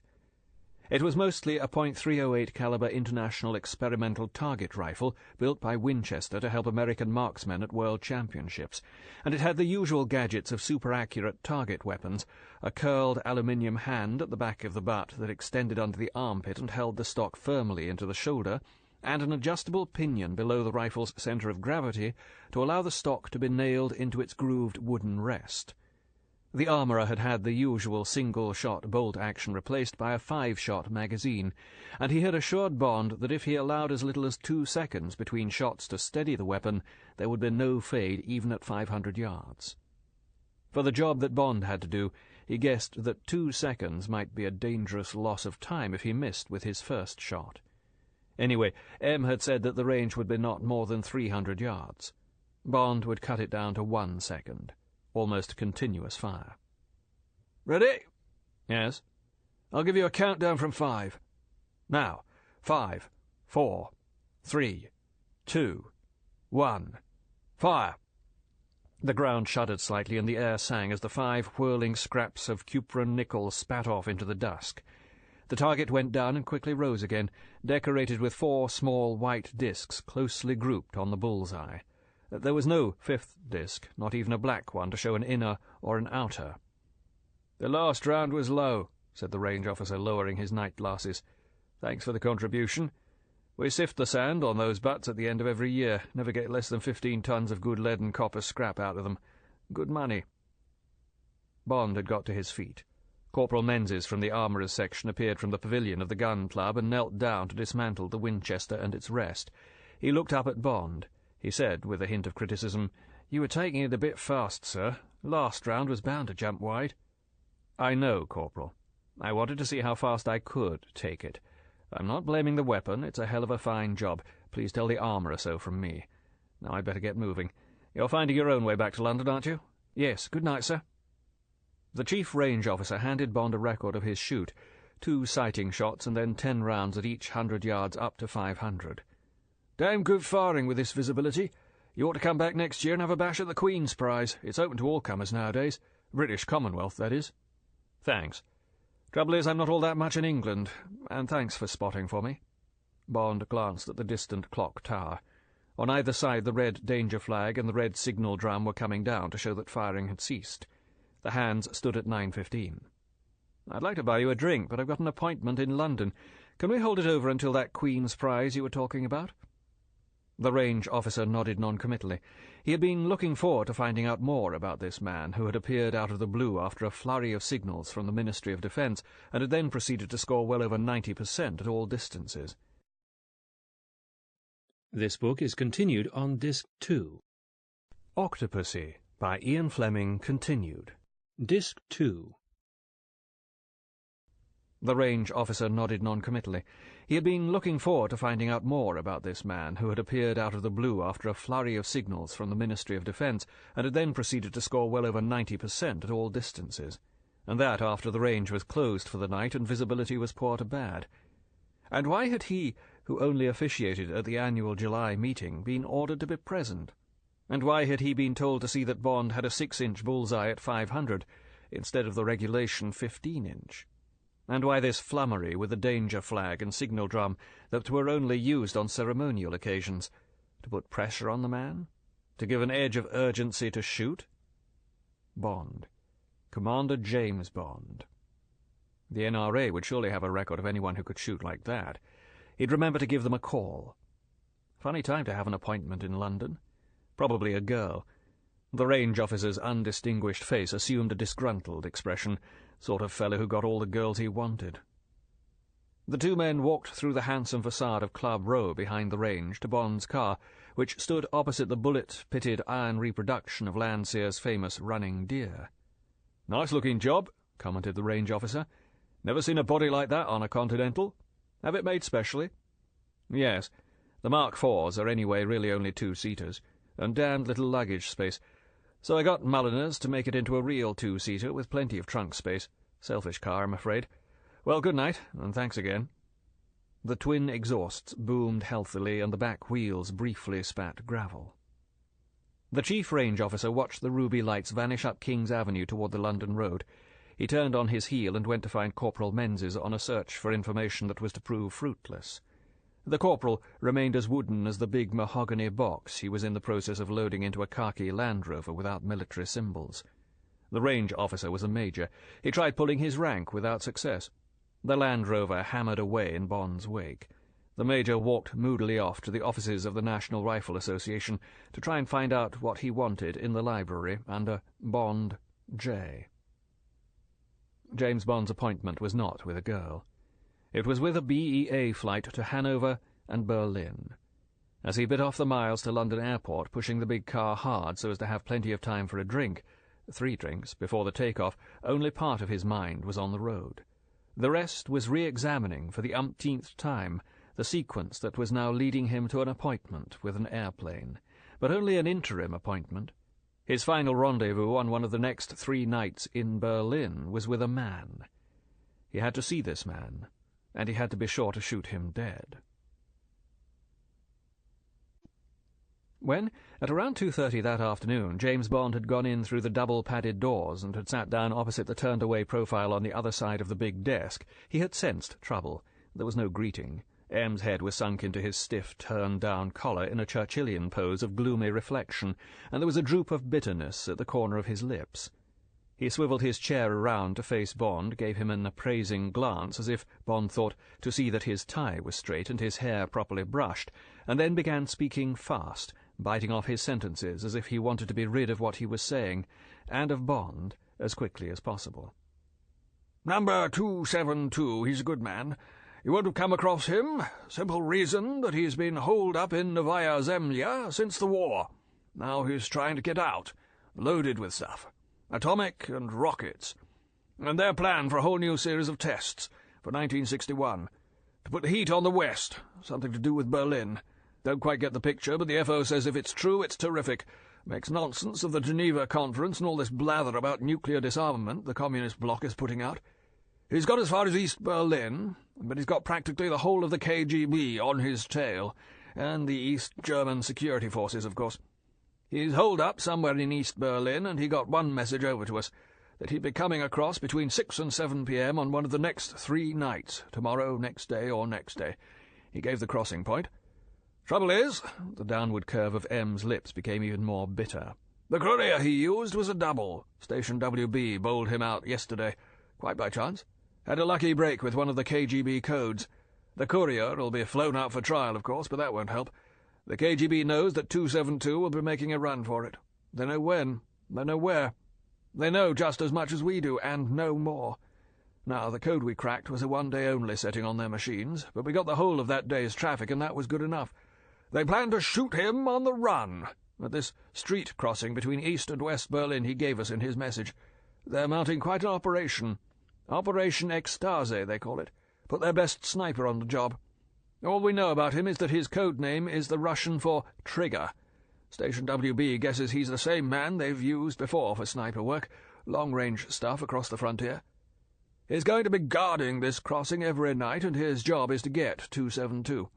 Of course, they'd obviously prefer to do a smoother job with machine guns and what have you, but it's quiet in Berlin at the moment, and apparently the word is it's got to stay so. Anyway, M shrugged. They've got confidence in this Trigger operator, and that's the way it's going to be. Where do I come in, sir? But James Bond had guessed the answer, guessed why M was showing his dislike of the whole business. This was going to be dirty work, and Bond, because he belonged to the 00 section, had been chosen for it. Perversely, Bond wanted to force M to put it in black and white. This was going to be bad news, dirty news, and he didn't want to hear it from one of the section officers, or even from the Chief of Staff. This was to be murder. All right, let M bloody well say so. "Where do you come in, 007? M looked coldly across the desk. "You know where you come in. You've got to kill this sniper, and you've got to kill him before he gets 272. That's all. Is that understood?" The clear blue eyes remained cold as ice, but Bond knew that they remained so only with an effort of will. M didn't like sending any man to a killing, but when it had to be done, he always put on this fierce, cold act of command. Bond knew why. It was to take some of the pressure, some of the guilt off the killer's shoulders. So now Bond, who knew these things, decided to make it easy and quick for M. He got to his feet. "That's all right, sir. I suppose the Chief of Staff has got all the gen. I'd better go and put in some practice. It wouldn't do to miss." He walked to the door. M said quietly, "Sorry to have to hand this to you. Nasty job, but it's got to be done well." "I'll do my best, sir."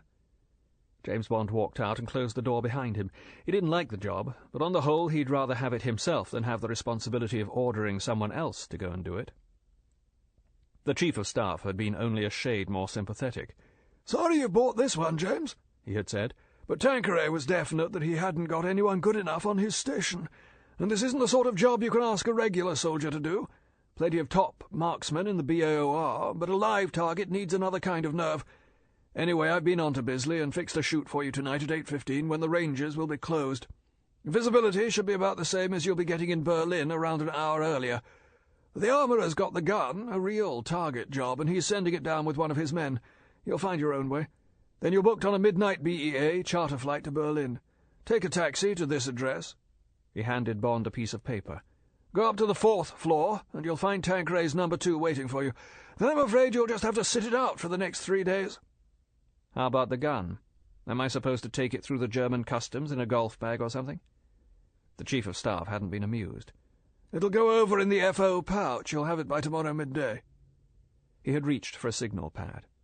"Well, you better get cracking. I'll just let Tanqueray know everything's fixed." James Bond glanced down at the dim blue face of the dashboard clock. 10:15. With any luck, by this time tomorrow it would all be finished.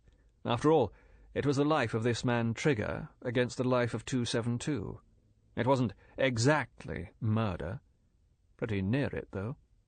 He gave a vicious blast on his triple wind horns at an inoffensive family saloon, took the roundabout in a quite unnecessary dry skid, wrenched the wheel harshly to correct it, and pointed the nose of the Bentley toward the distant glow that was London Airport. The ugly 6-story building at the corner of the Kochstrasse and Wilhelmstrasse was the only one standing in a waste of empty, bombed space. Bond paid off his taxi and got a brief impression of the neighbourhood, waist-high weeds and half-tided rubble walls stretching away to a big deserted crossroads, lit by a central cluster of yellowish arc lamps, before he pushed the bell for the 4th floor and at once heard the click of the door-opener. The door closed itself behind him, and he walked over the uncarpeted cement floor to the old-fashioned lift. The smell of cabbage, cheap cigar smoke, and stale sweat reminded him of other apartment houses in Germany and Central Europe.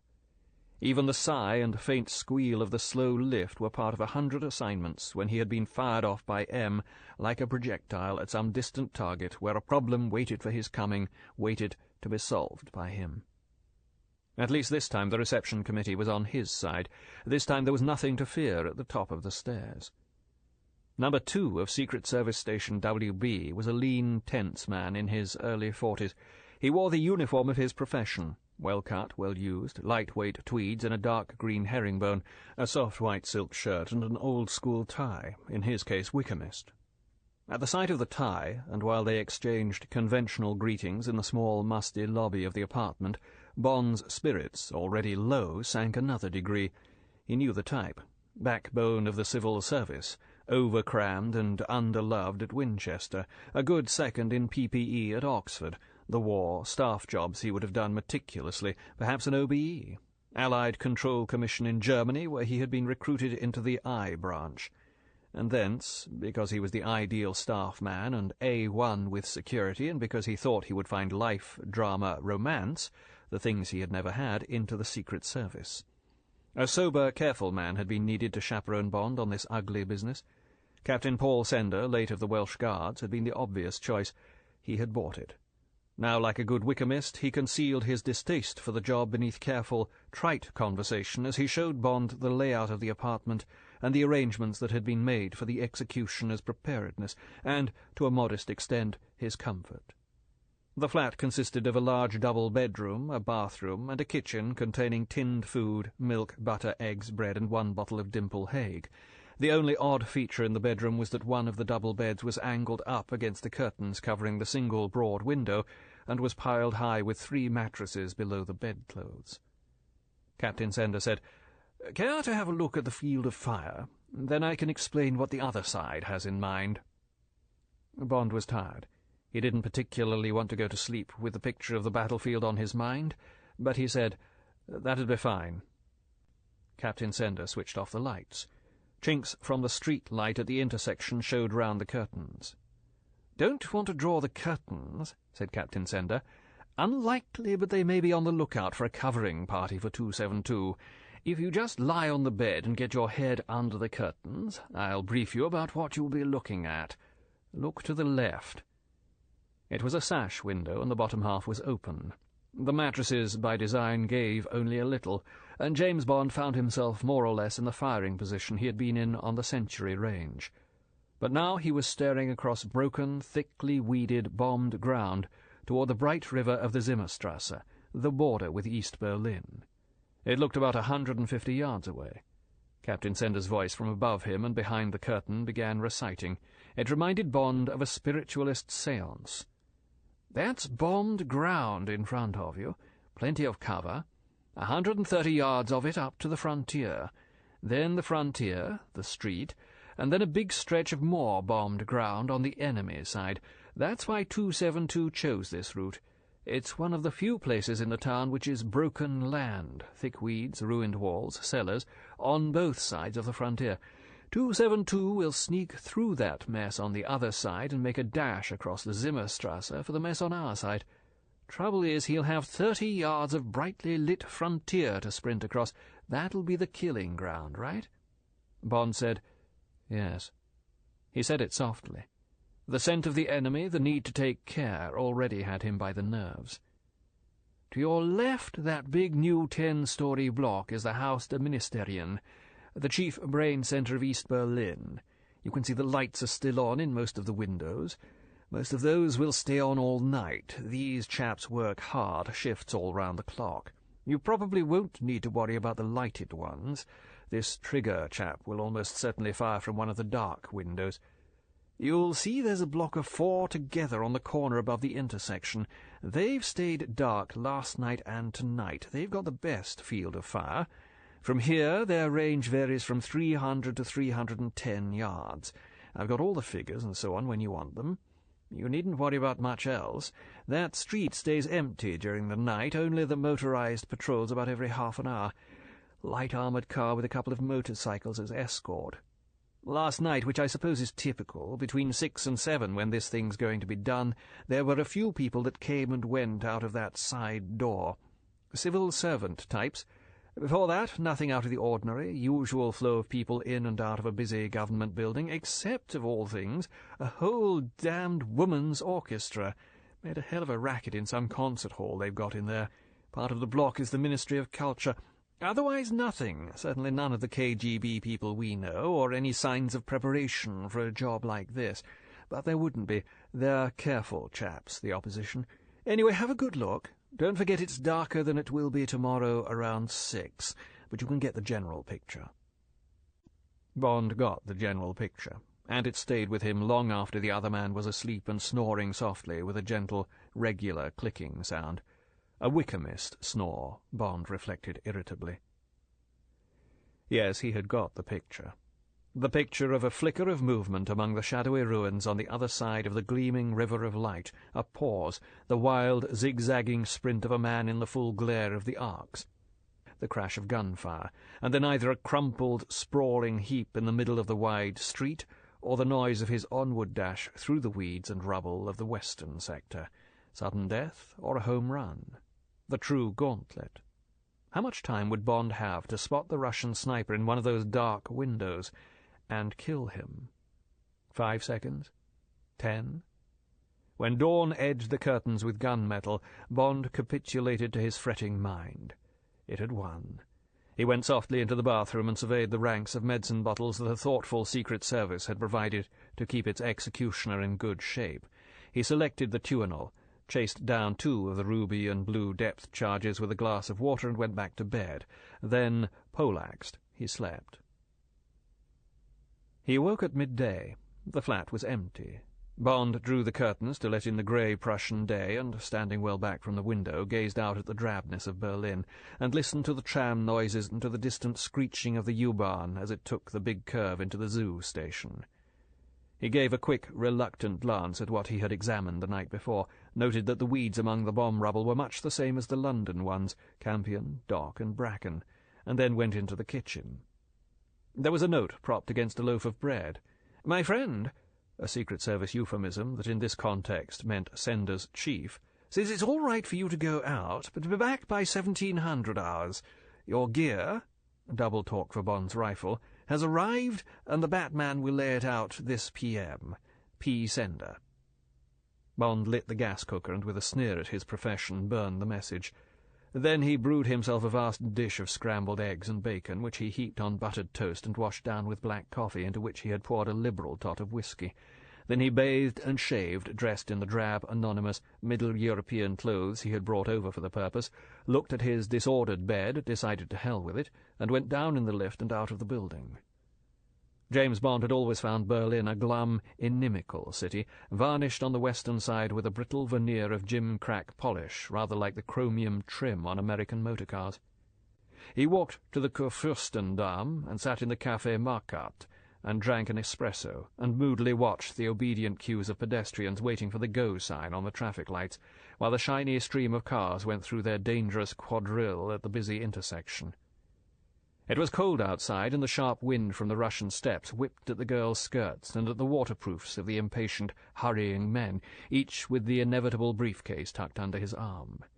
The infrared wall heaters in the café glared redly down and gave a spurious glow to the faces of the café squatters, consuming their traditional 1 cup of coffee and 10 glasses of water, reading the free newspapers and periodicals in their wooden racks, earnestly bending over business documents. Bond, closing his mind to the evening, debated with himself about ways to spend the afternoon. It finally came down to a choice between a visit to that respectable-looking brownstone house in the Clausewitzstrasse, known to all concierges and taxi drivers, and a trip to the Wannsee, and a strenuous walk in the Grunewald. Virtue triumphed. Bond paid for his coffee and went out into the cold and took a taxi to the zoo station. The pretty young trees round the long lake had already been touched by the breath of autumn, and there was occasional gold amongst the green. Bond walked hard for 2 hours along the leafy paths, then chose a restaurant with a glassed-in veranda above the lake, and greatly enjoyed a high tea consisting of a double portion of matjeshering, smothered in cream and onion rings, and 2 molle mit Korn. This Berlin equivalent of a boiler-maker and his assistant was a schnapps double washed down with draught Lowenbrau. Then, feeling more encouraged, he took the S-Bahn back into the city. Outside the apartment house, a nondescript young man was tinkering with the engine of a black Opel Capitan. He didn't take his head out from under the bonnet when Bond passed close by him and went up to the door and pressed the bell. Captain Sender was reassuring. It was a friend, a corporal from the transport section of Station WB.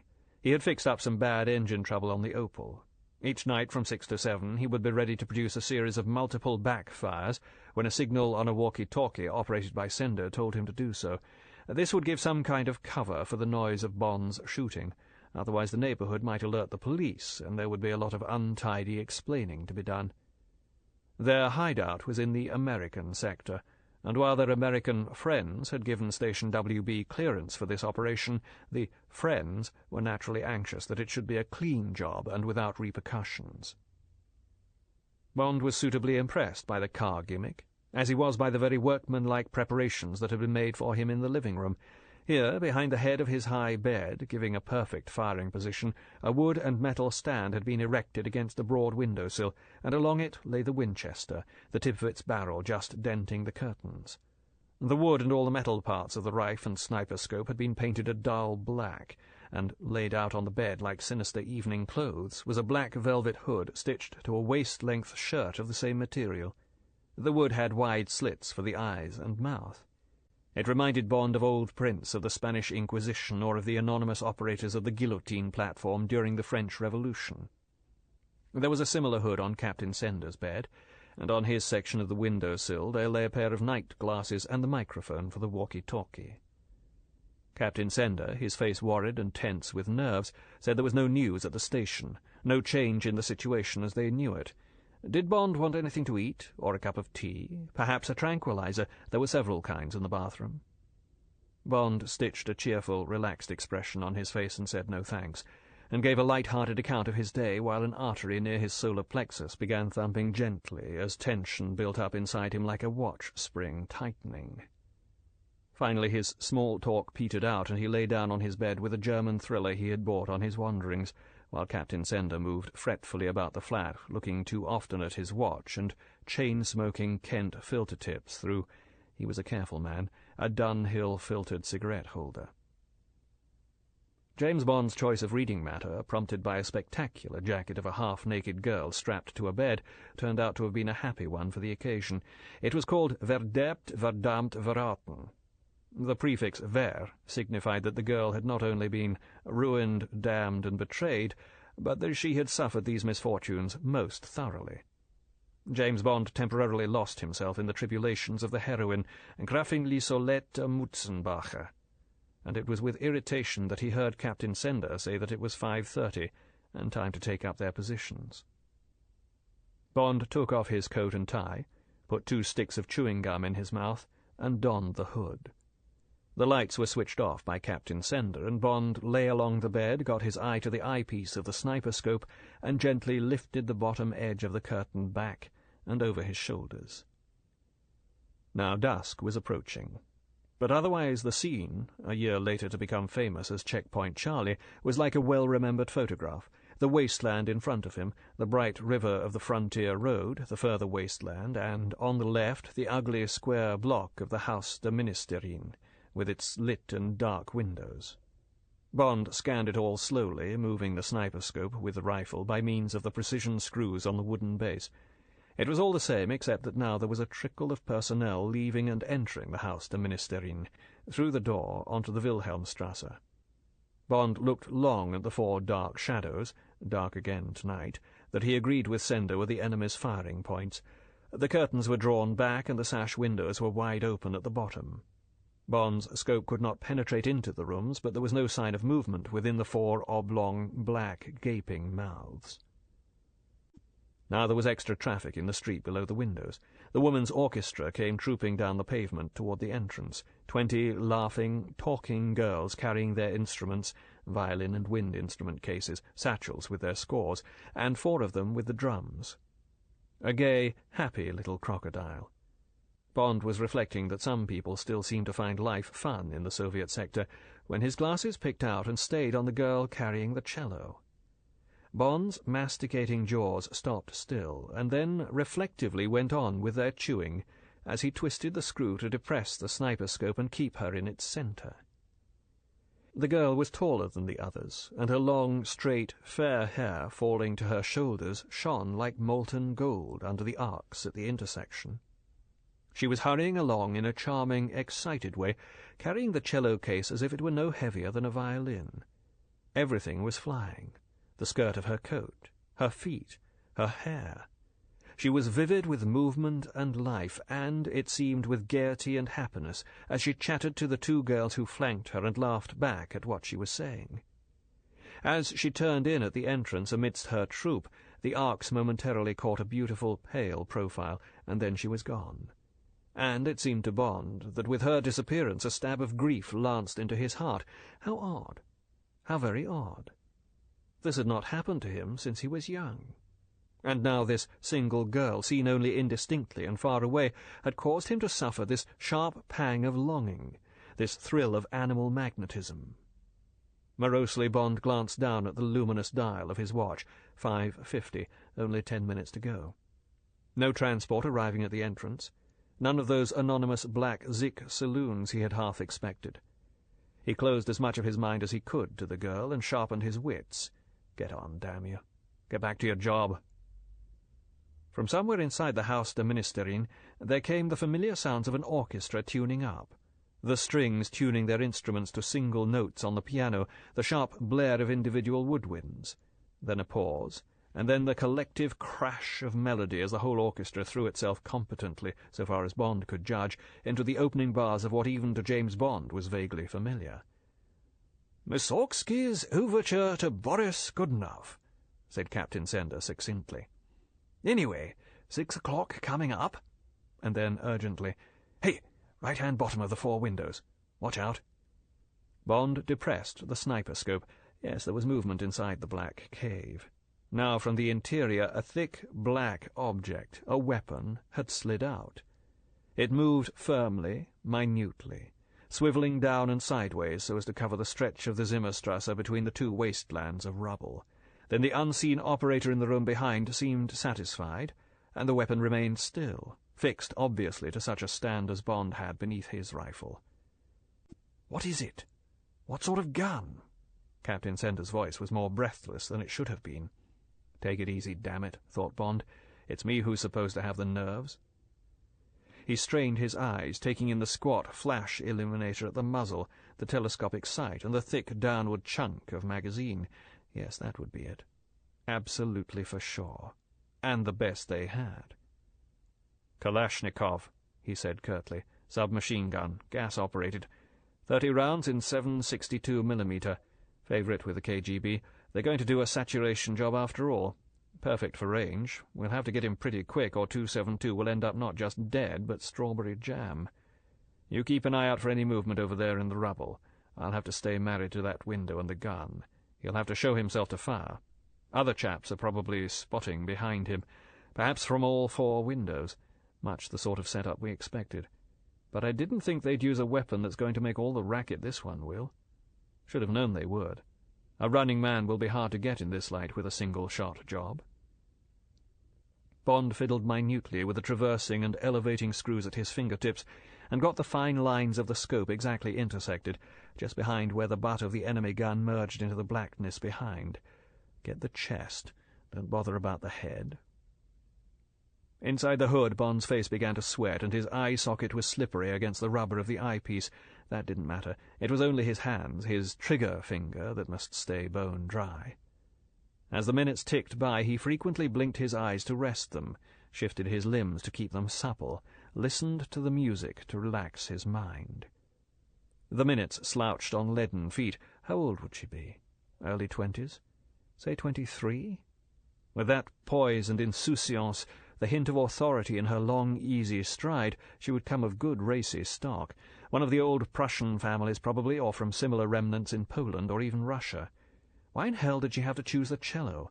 There was something almost indecent in the idea of this bulbous, ungainly instrument between her splayed thighs. Of course, Sugya had managed to look elegant, and so did that girl Amaryllis somebody, but they should invent a way for women to play the damn thing side-saddle.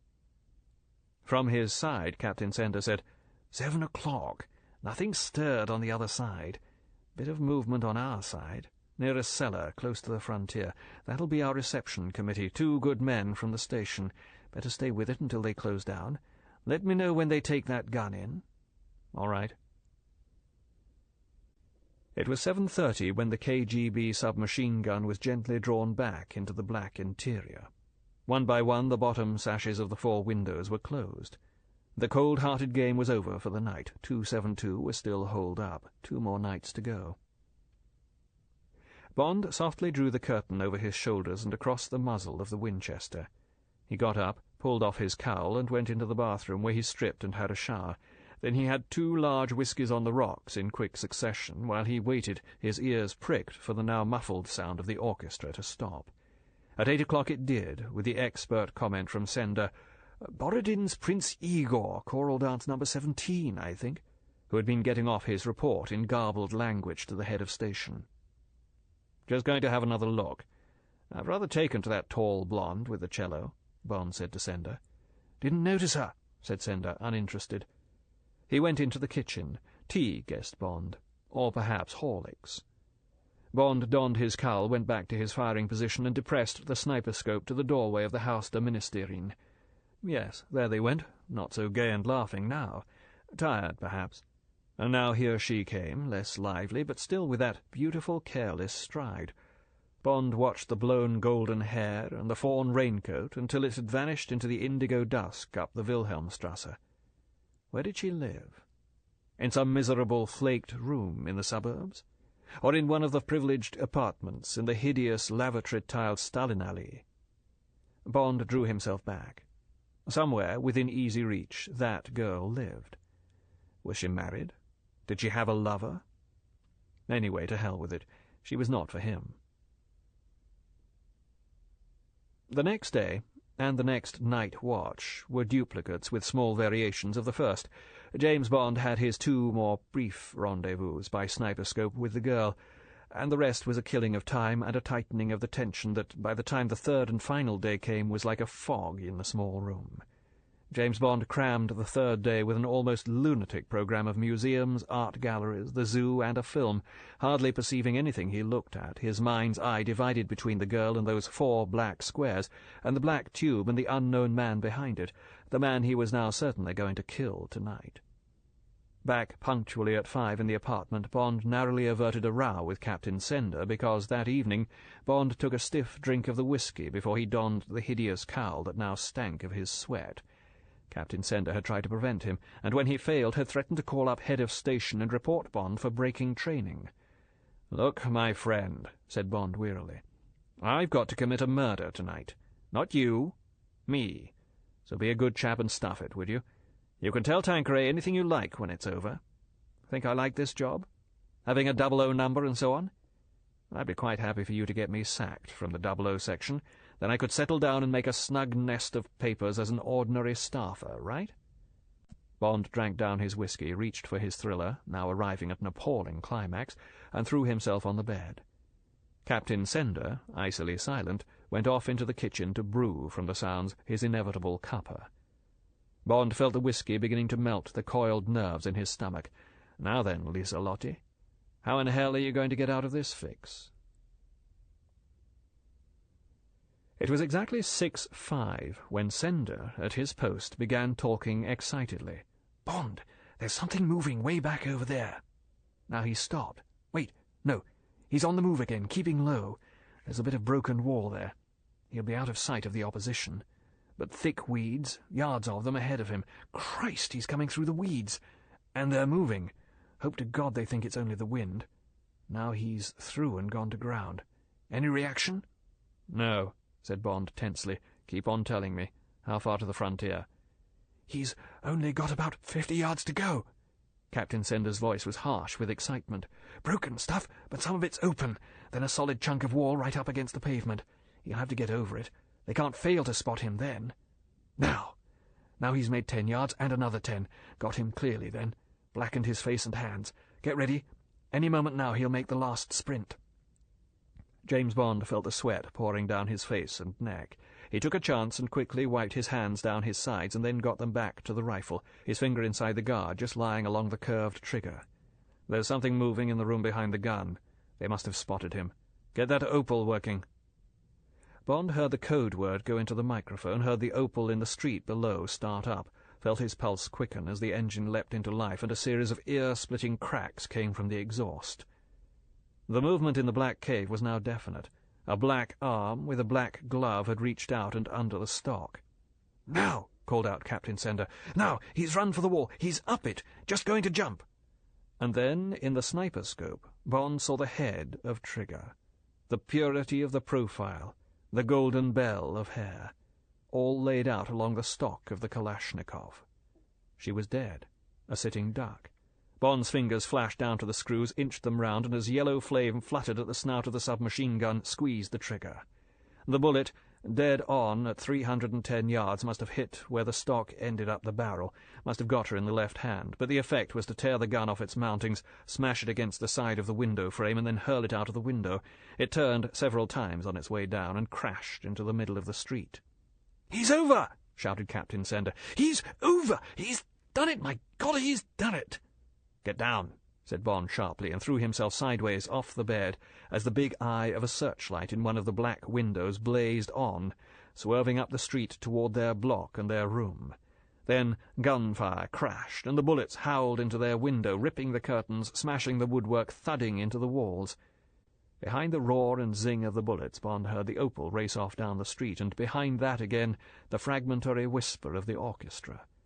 The combination of the 2 background noises clicked. Of course. The orchestra, that must have raised an infernal din throughout the offices and corridors of the Haus der Ministerien, was, as on their side, the backfiring opal, designed to provide some cover for the sharp burst of fire from Trigger. Had she carried her weapon to and fro every day in that cello case? Was the whole orchestra composed of KGB women? Had the other instrument cases contained only equipment, the big drum perhaps the searchlight, while the real instruments were available in the concert hall? Too elaborate? Too fantastic? Probably. But there had been no doubt about the girl. In the sniper scope, Bond had even been able to see one wide, heavily lashed, aiming eye. Had he hurt her? Almost certainly her left arm. There would be no chance of seeing her, seeing how she was, if she left with the orchestra. Now he would never see her again. Bond's window would be a death trap. To underline the fact, a stray bullet smashed into the mechanism of the Winchester, already overturned and damaged, and hot lead splashed down on Bond's hand, burning the skin. On Bond's emphatic oath, the firing stopped abruptly, and silence sang in the room. Captain Sender emerged from beside his bed, brushing glass out of his hair. Bond and Sender crunched across the floor and through the splintered door into the kitchen. Here, because the room faced away from the street, it was safe to switch on the light. "Any damage?" asked Bond. "No. You all right?" Captain Sender's pale eyes were bright with the fever that comes in battle. They also, Bond noticed, held a sharp glint of accusation. "Yes. Just get an elastoplast for my hand. Caught a splash from one of the bullets." Bond went into the bathroom. When he came out, Captain Sender was sitting by the walkie-talkie he had fetched from the sitting-room. He was speaking into it. Now he said into the microphone, "That's all for now. Fine about 272. Hurry the armoured car if you would. Be glad to get out of here. And 007 will need to write his version of what happened. Okay? Then over and out." Captain Sender turned to Bond, half accusing, half embarrassed, he said. "Afraid head of station needs your reasons in writing for not getting that chap. I had to tell him I'd seen you alter your aim at the last second. Gave Trigger time to get off a burst. Damned lucky for 272 he'd just begun his sprint. Blew chunks off the wall behind him. What was it all about?" James Bond knew he could lie, knew he could fake a dozen reasons why. Instead, he took a deep pull at the strong whiskey he had poured for himself, put the glass down, and looked Captain Sender straight in the eye. Trigger was a woman. So what? KGB has got plenty of women agents and women gunners. I'm not in the least surprised. The Russian women's team always does well in the World Championships. Last meeting in Moscow, they came first, second, and third against 17 countries. I can even remember two of their names, Donskaya and Lemova. Terrific shots. She may even have been one of them. What did she look like? Records will probably be able to turn her up. She was a blonde. She was the girl who carried the cello in that orchestra. Probably had her gun in the cello case. The orchestra was to cover up the shooting. "Oh," said Captain Sender slowly. "I see. The girl you were keen on." "That's right." "Well, I'm sorry, but I'll have to put that in my report too. You had clear orders to exterminate Trigger." There came the sound of a car approaching. It pulled up somewhere below. The bell rang twice. Sender said, "Well, let's get going. They've sent an armoured car to get us out of here." He paused. His eyes flicked over Bond's shoulder, avoiding Bond's eyes. "Sorry about the report. Gods do my duty, you know. You should have killed that sniper, whoever it was." Bond got up. He suddenly didn't want to leave the stinking little smashed-up flat, leave the place from which, for 3 days, he had had this long-range, one-sided romance with an unknown girl, an unknown enemy agent with much the same job in her outfit as he had in his. Poor little bitch. She would be in worse trouble now than he was. She'd certainly be court-martialed for muffing this job, probably be kicked out of the KGB, he shrugged. At least they'd stop short of killing her, as he himself had done. James Bond said wearily, "Okay, with any luck it'll cost me my 00 number.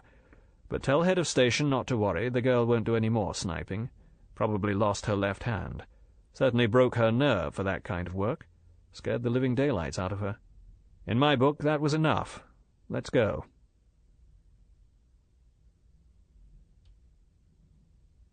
The Property of a Lady. It was, exceptionally, a hot day in early June. James Bond put down the dark grey chalk pencil that was the marker for the dockets routed to the 00 section, and took off his coat. He didn't bother to hang it over the back of his chair, let alone take the trouble to get up and drape the coat over the hanger Mary Goodnight had suspended, at her own cost, damn women, behind the Office of Work's green door of his connecting office. He dropped the coat on the floor. There was no reason to keep the coat immaculate, the creases tidy. There was no sign of any work to be done. All over the world there was quiet. The in and out signals had for weeks been routine. The daily top-secret sit-rep, even the newspapers, yawned vacuously, in the latter case scratchings at domestic scandals for readership, for bad news, the only news that makes such sheets readable, whether top-secret or on sale for pennies. Bond hated these periods of vacuum. His eyes, his mind, were barely in focus as he turned the pages of a jaw-breaking dissertation by the Scientific Research Station on the Russian use of cyanide gas propelled by the cheapest bulb-handled children's water pistol for assassination. The spray, it seemed, directed at the face, took instantaneous effect. It was recommended for victims from 25 years upwards on ascending stairways or inclines. The verdict would then probably be heart failure. The harsh burr of the red telephone sprayed into the room so suddenly that James Bond, his mind elsewhere, reached his hand automatically towards his left armpit in self-defence. The edges of his mouth turned down as he recognized the reflex. On the second burr, he picked up the receiver. "Sir?" "Sir." He got up from his chair and picked up his coat. He put on the coat and at the same time put on his mind. He had been dozing in his bunk. Now he had to go up on the bridge. He walked through into the connecting office and resisted the impulse to ruffle up the inviting nape of Mary Goodnight's golden neck. He told her M, and walked out into the close carpeted corridor and along between the muted whiz and zing of the communications section, of which his section was a neighbour, to the lift and up to the 8th. Miss Moneypenny's expression conveyed nothing. It usually conveyed something if she knew something, private excitement, curiosity, or, if Bond was in trouble, encouragement or even anger. Now the smile of welcome showed disinterest.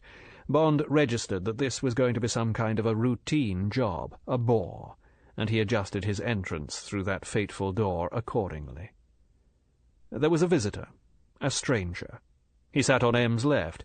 He only briefly glanced up as Bond came in and took his usual place across the red leather-topped desk.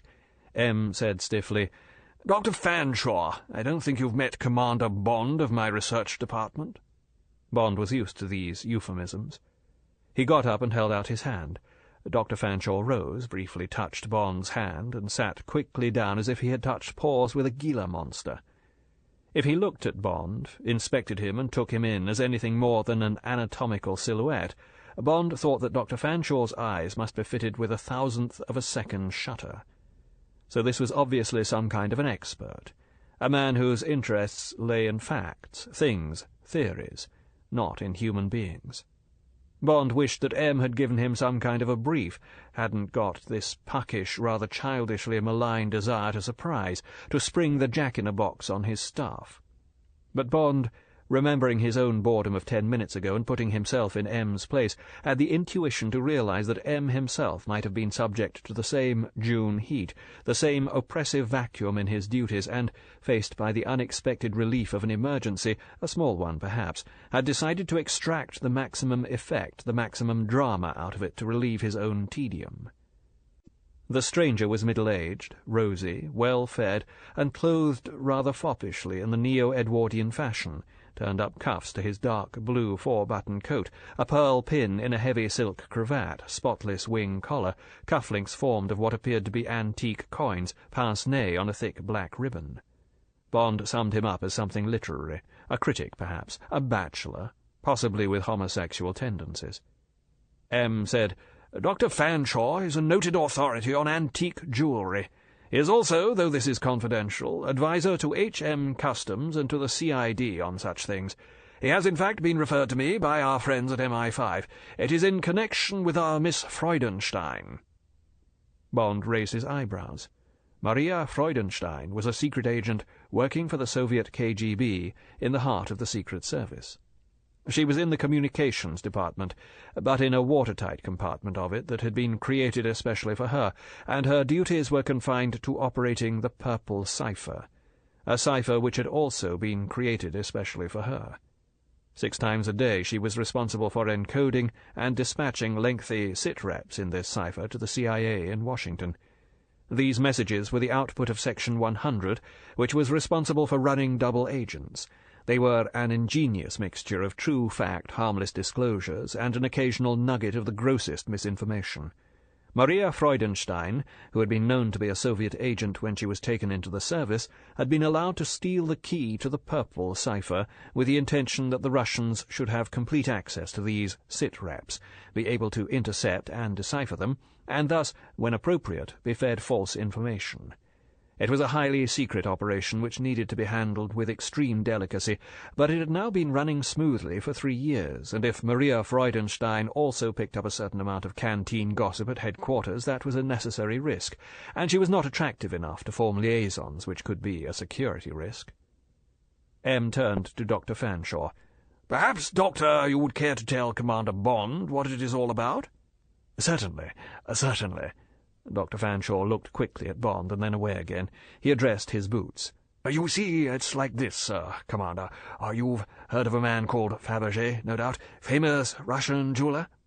Made fabulous Easter eggs for the Tsar and Tsarina before the Revolution. That was indeed one of his specialties.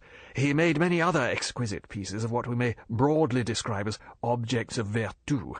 Today, in the sale rooms, the best examples fetch truly fabulous prices, £50,000 and more. And recently there entered this country the most amazing specimen of all, the so-called Emerald Sphere, a work of supreme art hitherto known only from a sketch by the great man himself.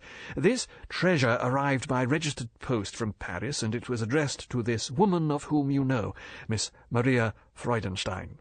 "Nice little present. Might I ask how you learned of it, Doctor?" "I am, as your chief has told you, an adviser to H.M. Customs and Excise in matters concerning antique jewellery and similar works of art. The declared value of the package was £100,000. This was unusual. There are methods of opening such packages clandestinely. The package was opened, under a Home Office warrant, of course, and I was called in to examine the contents and give a valuation. I immediately recognized the Emerald Sphere from the account and sketch of it given in Mr. Kenneth Snowman's definitive work on Fabergé. I said that the declared price might well be on the low side, but what I found of particular interest was the accompanying document which gave, in Russian and French, the provenance of this priceless object." Dr. Fanshawe gestured towards a photostat of what appeared to be a brief family tree that lay on the desk in front of M. "That is a copy I had made. Briefly, it states that the sphere was commissioned by Miss Freudenstein's grandfather directly from Fabergé in 1917, no doubt as a means of turning some of his roubles into something portable and of great value. On his death in 1918, it passed to his brother, and thence in 1950 to Miss Freudenstein's mother. She, it appears, left Russia as a child and lived in white Russian émigré circles in Paris.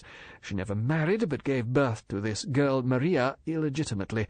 It seems that she died last year, and that some friend or executor, the paper is not signed, has now forwarded the sphere to its rightful owner, Miss Maria Freudenstein.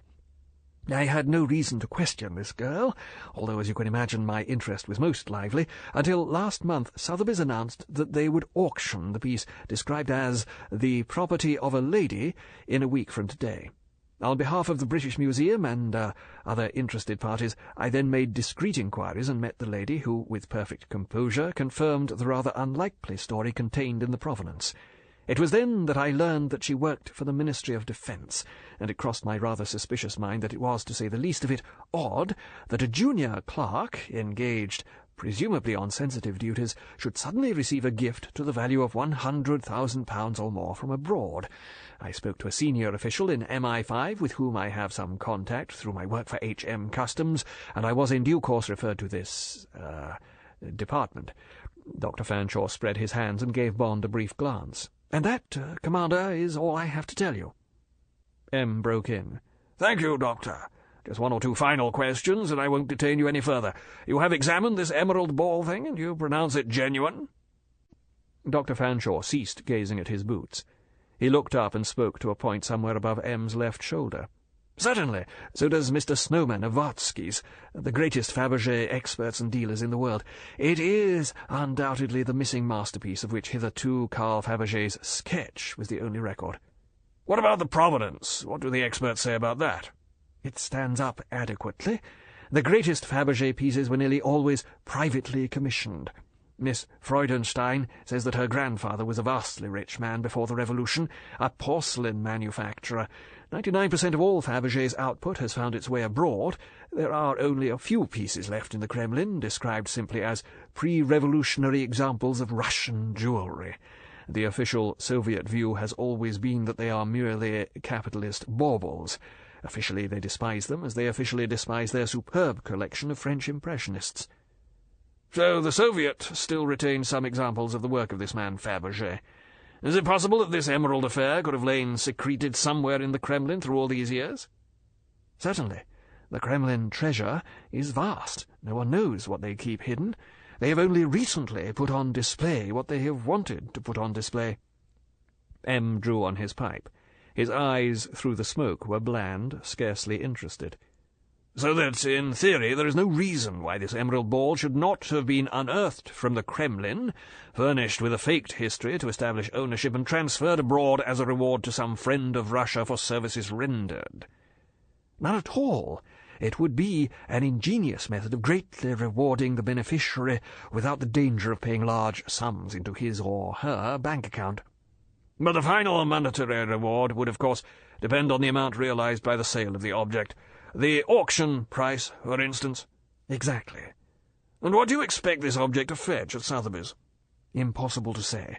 Vatsky's will certainly bid very high, but of course they wouldn't be prepared to tell anyone just how high, either on their own account, for stock, so to speak, or acting on behalf of a customer. Much would depend on how high they are forced up by an underbidder. Anyway, not less than £100,000, I'd say. M's mouth turned down at the corners. Expensive hunk of jewellery. Dr. Fanshawe was aghast at this bare-faced revelation of M's Philistinism. He actually looked M straight in the face. "My dear sir," he expostulated, "do consider the stolen Goya sold at Sotheby's for £140,000 that went to the National Gallery just an expensive hunk, as you put it, of canvas and paint?" M said placatingly, "Forgive me, Dr. Fanshawe. I express myself clumsily. I have never had the leisure to interest myself in works of art, nor, on a naval officer's pay, the money to acquire any.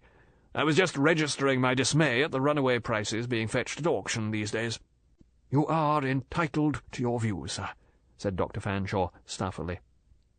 Bond thought it was time to rescue M. He also wanted to get Dr. Fanshawe out of the room so that they could get down to the professional aspects of this odd business. He got to his feet. He said to M, "Well, sir, I don't think there is anything else I need to know. No doubt this will turn out to be perfectly straightforward. Like hell it would. And just a matter of one of your staff turning out to be a very lucky woman. But it's very kind of Dr. Fanshawe to have gone to so much trouble." He turned to Dr. Fanshawe. "Would you care to have a staff cart to take you wherever you're going?" "No, thank you very much.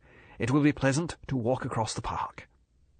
Hands were shaken, goodbyes said, and Bond showed the doctor out. Bond came back into the room. M had taken a bulky file stamped with a top-secret red star out of a drawer, and was already immersed in it.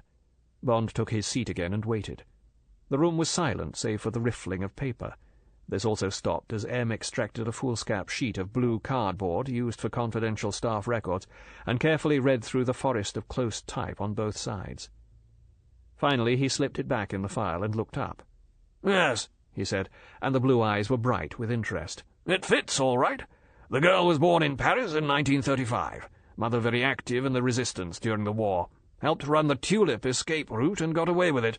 After the war, the girl went to the Sorbonne and then got a job in the embassy in the naval attaché's office as an interpreter. You know the rest.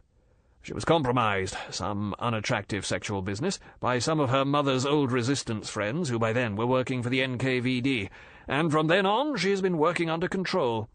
She applied, no doubt on instruction, for British citizenship. Her clearance from the embassy and her mother's resistance record helped her to get that by 1959, and she was then recommended to us by the FO. But it was there that she made her big mistake. She asked for a year's leave before coming to us, and was next reported by the Hutchinson network in the Leningrad Espionage School. There she presumably received the usual training, and we had to decide what to do about her. Section 100 thought up the purple cipher operation, and you know the rest. She's been working for 3 years inside headquarters for the KGB, and now she's getting her reward, this emerald ball thing worth £100,000. And that's interesting on 2 counts. First, it means that the KGB is totally hooked on the purple cipher, or they wouldn't be making this fantastic payment. That's good news. It means that we can hot up the material we're passing over, put across some Grade 3 deception material, and perhaps even move up to Grade 2. Secondly, it explains something we've never been able to understand, that this girl hasn't hitherto received a single payment for her services. We were worried by that. She had an account at Glyn Mills that only registered her monthly paycheck of around £50, and she's consistently lived within it. Now she's getting her payoff in one large lump sum via this bauble we've been learning about. All very satisfactory.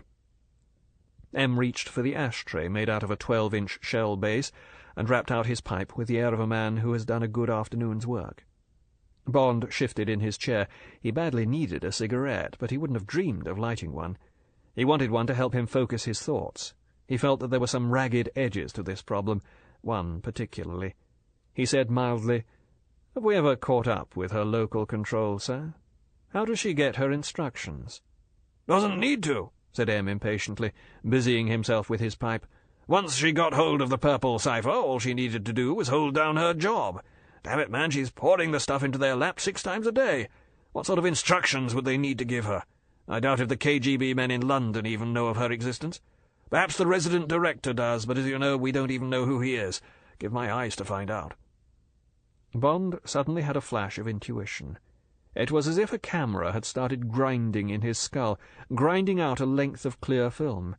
He said quietly, "It might be that this business at Sotheby's could show him to us. Show us who he is." "What the devil are you talking about, 007? Explain yourself."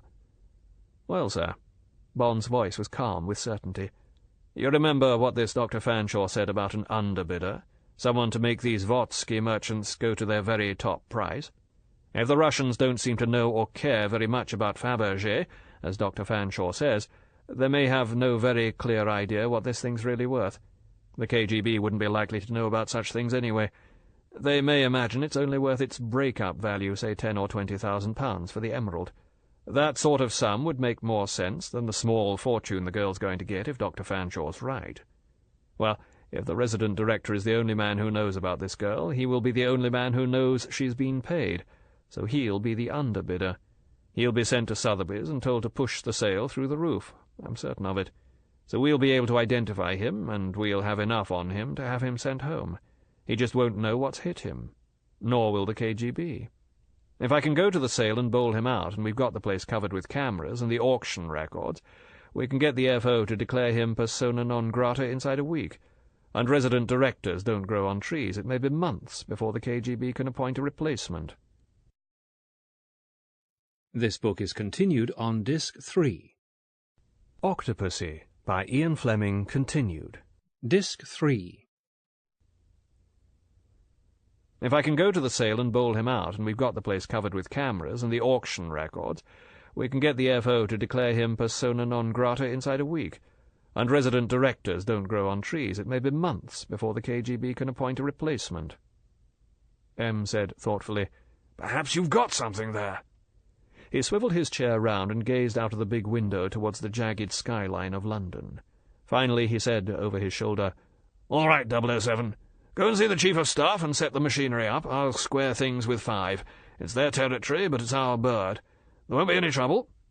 But don't go and get carried away and bid for this bit of rubbish yourself. I haven't got the money to spare." Bond said, "No, sir." He got to his feet and went quickly out of the room. He thought he had been very clever, and he wanted to see if he had. He didn't want M to change his mind. Votsky has a modest, ultra-modern frontage at 138 Regent Street. The window, with a restrained show of modern and antique jewellery, gave no hint that these were the greatest Fabergé dealers in the world. The interior, grey carpet, walls panelled in sycamore, a few unpretentious vitrines, held none of the excitement of Cartier's, Boucheron, or Van Cleef, but the group of famed royal warrants from Queen Mary, the Queen Mother, the Queen, King Paul of Greece, and the unlikely King Frederick IX of Denmark suggested that this was no ordinary jeweller. James Bond asked for Mr. Kenneth Snowman. A good-looking, very well-dressed man of about 40 rose from a group of men sitting with their heads together at the back of the room and came forward. Bond said quietly, "I'm from the CID. Can we have a talk? Perhaps you'd like to check my credentials first. My name's James Bond, but you'll have to go direct to Sir Ronald Valence or his PA. I'm not directly on the strength at Scotland Yard. Sort of liaison job." The intelligent, observant eyes didn't appear even to look him over. The man smiled. "Come on downstairs. Just having a talk with some American friends, sort of correspondence, really, from old Russia on Fifth Avenue." "I know the place," said Bond, "full of rich-looking icons and so on, not far from the pier." "That's right." Mr. Snowman seemed even more reassured. He led the way down a narrow, thickly carpeted stairway into a large and glittering showroom, which was obviously the real treasure-house of the shop. Gold and diamonds and cut stones winked from lit cases round the walls. "Have a seat. A cigarette?" Bond took one of his own. "It's about this Fabergé that's coming up at Sotheby's tomorrow, this emerald sphere." "Ah, yes." Mr. Snowman's clear brow furrowed anxiously. "No trouble about it, I hope?" "Not from your point of view, but we're very interested in the actual sale. We know about the owner, Miss Freudenstein. We think there may be an attempt to raise the bidding artificially. We're interested in the underbidder, assuming, that is, that your firm will be leading the field, so to speak." "Well, yes," said Mr. Snowman, with rather careful candour. "We're certainly going to go after it. But it'll sell for a huge price. Between you and me, we believe the V&A are going to bid, and probably the Metropolitan.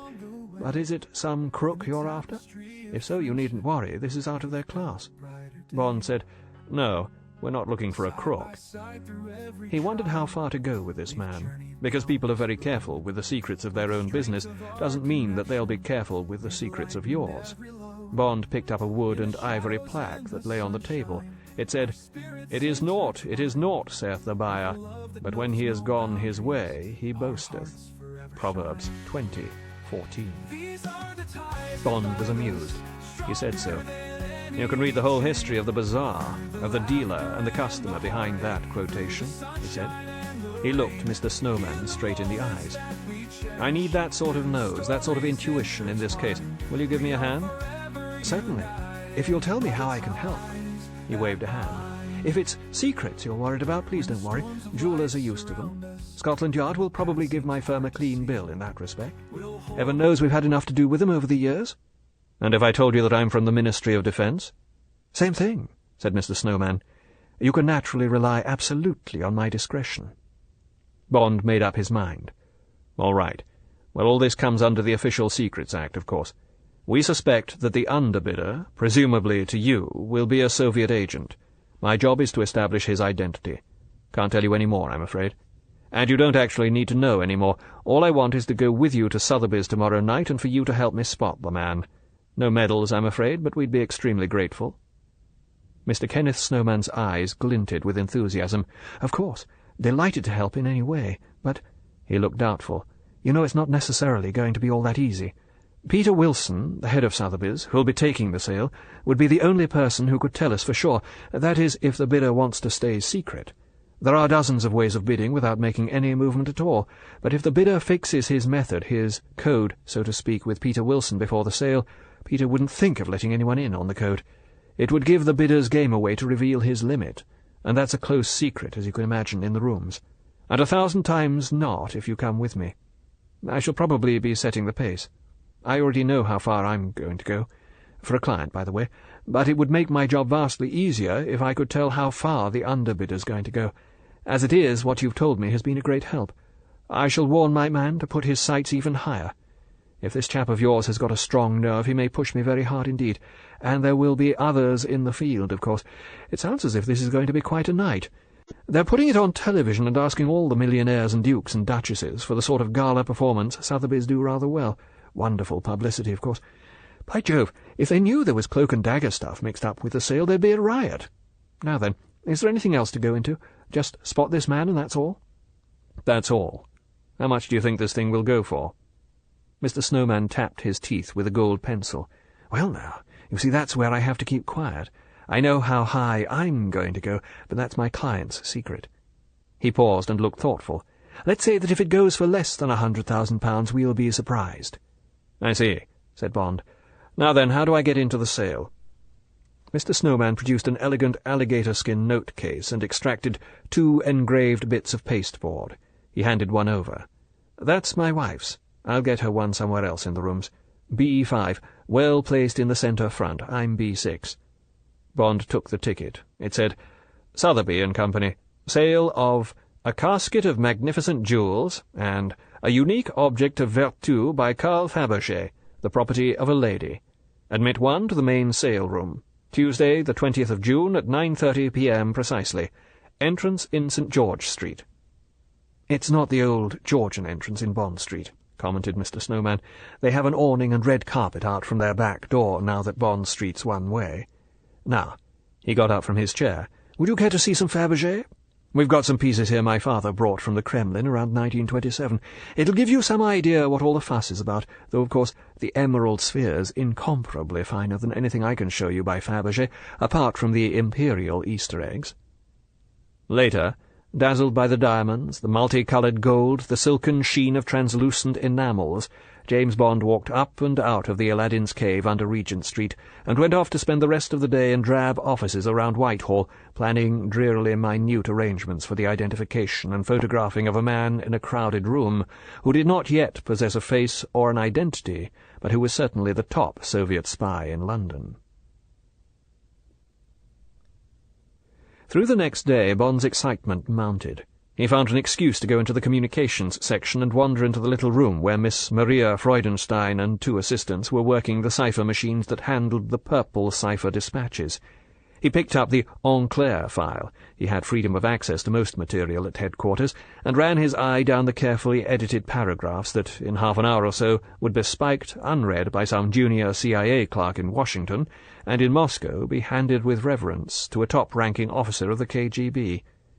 He joked with the 2 junior girls, but Maria Freudenstein only looked up from her machine to give him a polite smile, and Bond's skin crawled minutely at this proximity to treachery, and at the black and deadly secret locked up beneath the frilly white blouse. She was an unattractive girl with a pale, rather pimply skin, black hair, and a vaguely unwashed appearance. Such a girl would be unloved, make few friends, have chips on her shoulder, more particularly in view of her illegitimacy, and a grouse against society. Perhaps her only pleasure in life was the triumphant secret she harboured in that flattish bosom, the knowledge that she was cleverer than all those around her, that she was, every day, hitting back against the world that despised or just ignored her because of her plainness, with all her might. One day they'd be sorry. It was a common neurotic pattern, the revenge of the ugly duckling on society. Bond wandered off down the corridor to his own office. By tonight that girl would have made a fortune, been paid her 30 pieces of silver 1,000-fold. Perhaps the money would change her character, bring her happiness. She would be able to afford the best beauty specialists, the best clothes, a pretty flat. But M had said he was now going to hot up the purple cipher operation, try a more dangerous level of deception. This would be dicey work. One false step, one incautious lie, an ascertainable falsehood in a message, and the KGB would smell a rat. Once more, and they would know they were being hoaxed, and probably had been ignominiously hoaxed for 3 years. Such a shameful revelation would bring quick revenge. It would be assumed that Maria Freudenstein had been acting as a double agent, working for the British as well as the Russians. She would inevitably and quickly be liquidated, perhaps with the cyanide pistol Bond had been reading about only the day before. James Bond, looking out of the window across the trees in Regent's Park, shrugged. Thank God it was none of his business. The girl's fate wasn't in his hands. She was caught in the grimy machine of espionage, and she would be lucky if she lived to spend 1/10 of the fortune she was going to gain in a few hours in the auction rooms. There was a line of cars and taxis blocking George Street behind Sotheby's. Bond paid off his taxi and joined the crowd filtering under the awning and up the steps. He was handed a catalogue by the uniformed commissionaire who inspected his ticket, and went up the broad stairs with the fashionable, excited crowd, and along a gallery and into the main auction room that was already thronged. He found his seat next to Mr. Snowman, who was writing figures on a pad on his knee, and looked round him. The lofty room was perhaps as large as a tennis court. It had the look and the smell of age, and the 2 large chandeliers, to fit in with the period, blazed warmly in contrast to the strip lighting along the vaulted ceiling, whose glass roof was partly obscured by a blind, still half drawn against the sun, that would have been blazing down on the afternoon's sale. Miscellaneous pictures and tapestries hung on the olive-green walls, and batteries of television and other cameras, amongst them the MI5 cameraman with a press pass from the Sunday Times, were clustered with their handlers on a platform built out from the middle of a giant tapestried hunting scene. There were perhaps 100 dealers and spectators sitting attentively on small gilt chairs. All eyes were focused on the slim, good-looking auctioneer talking quietly from the raised wooden pulpit. He was dressed in an immaculate dinner jacket with a red carnation in the buttonhole. He spoke unemphatically and without gestures. £15,000, and 16. A pause, a glance at someone in the front row. Against you, sir. The flick of a catalogue being raised. £17,000 I am bid. 18. 19. I am bid £20,000. And so the quiet voice went calmly, unhurriedly on, while down among the audience the equally impassive bidders signalled their responses to the litany. "What is he selling?" asked Bond, opening his catalogue. "Lot 40, said Mr. Snowman. "That Diamond Riviere the porter's holding on the black velvet tray. It'll probably go for about 25. An Italian is bidding against a couple of Frenchmen. Otherwise they'd have got it for 20. I only went to 15. Like to have got it, wonderful stones, but there it is." Sure enough, the price stuck at 25,000, and the hammer, held by its head and not by its handle, came down with soft authority. "Yours, sir," said Mr. Peter Wilson, and a sales clerk hurried down the aisle to confirm the identity of the bidder. "I'm disappointed," said Bond. Mr. Snowman looked up from his catalogue. "Why is that?" "I've never been to an auction before, and I always thought the auctioneer banged his gavel 3 times and said, 'Going, going, gone,' so as to give the bidders a last chance." Mr. Snowman laughed. "You might still find that operating in the Shires, or in Ireland, but it hasn't been the fashion at London sale-rooms since I've been attending them." "Pity. It adds to the drama." "You'll get plenty of that in a minute. This is the last lot before the curtain goes up." One of the porters had reverently uncoiled a glittering mass of rubies and diamonds on his black velvet tray. Bond looked at the catalogue. It said Lot 41, which the luscious prose described as "a pair of fine and important ruby and diamond bracelets, at the front of each, in the form of an elliptical cluster composed of 1 larger and 2 smaller rubies, within a border of cushion-shaped diamonds, the sides and back formed of simpler clusters, alternating with diamond open-work scroll motifs, springing from single stone ruby centres, mille griffes set in gold, running between chains of rubies and diamonds linked alternately, the clasp also in the form of an elliptical cluster." According to family tradition, this lot was formerly the property of Mrs. Fitzherbert, 1756 to 1837, whose marriage to the Prince of Wales, afterwards George IV, was definitely established when in 1905 a sealed packet deposited at Coutts Bank in 1833, and opened by royal permission, disclosed the marriage certificate and other conclusive proofs. These bracelets were probably given by Mrs. Fitzherbert to her niece, who was described by the Duke of Orleans as the prettiest girl in England. While the bidding progressed, Bond slipped out of his seat and went down the aisle to the back of the room, where the overflow audience spread out into the new gallery and the entrance hall to watch the sale on closed-circuit television. He casually inspected the crowd, seeking any face he could recognize from the 200 members of the Soviet embassy staff whose photographs, clandestinely obtained, he had been studying during the past days.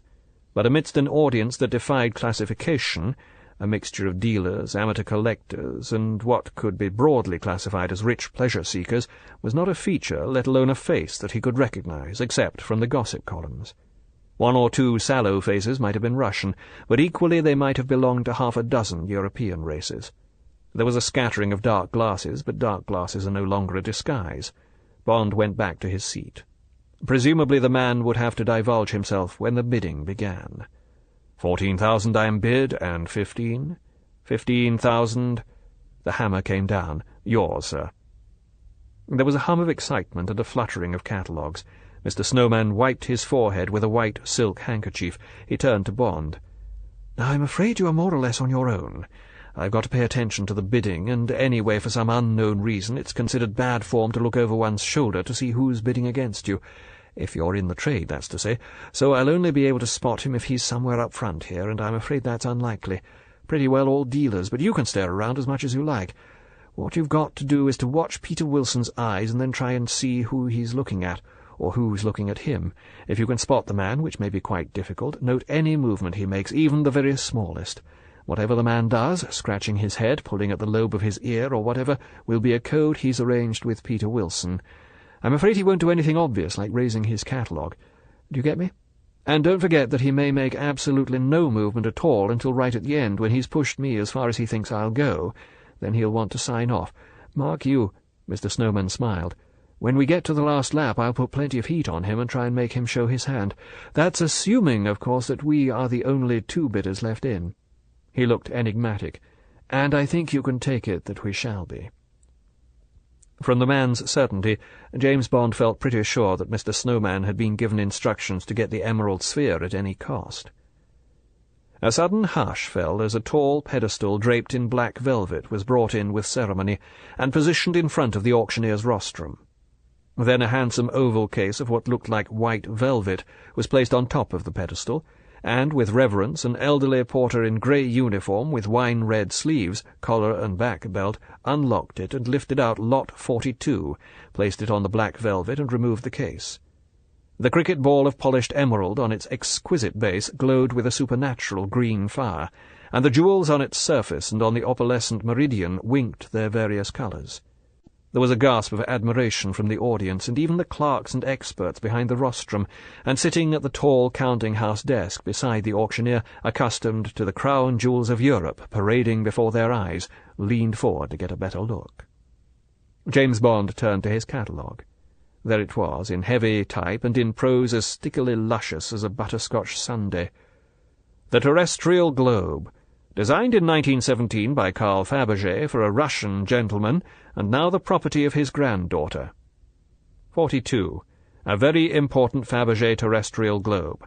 A sphere carved from an extraordinarily large piece of Siberian emerald matrix, weighing approximately 1,300 carats, and of a superb colour and vivid translucence, represents a terrestrial globe supported upon an elaborate rocaille scroll mount, finely chased in quatre couleurs gold and set with a profusion of rose diamonds and small emeralds of intense colour to form a table clock.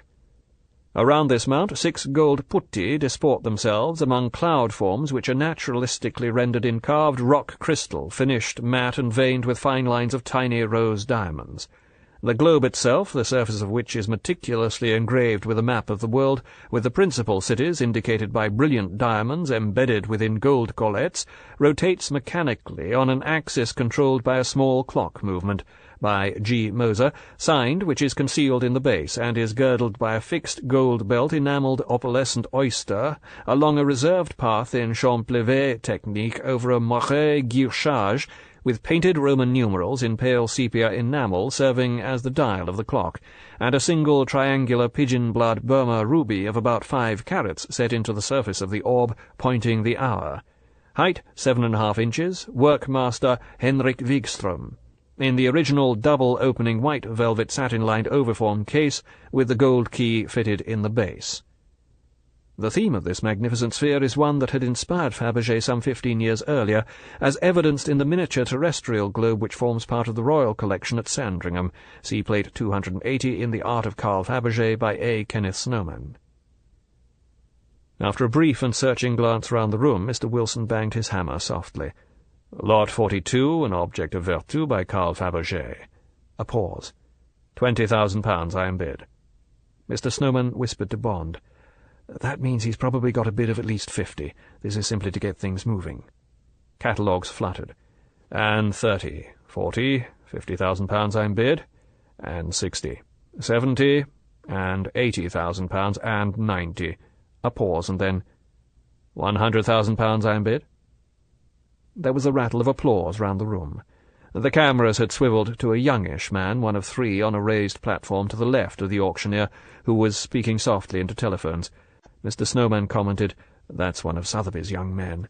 He'll be on an open line to America. I should think that's the Metropolitan bidding, but it might be anybody. Now it's time for me to get to work." Mr. Snowman flicked up his rolled catalogue. "And 10, said the auctioneer.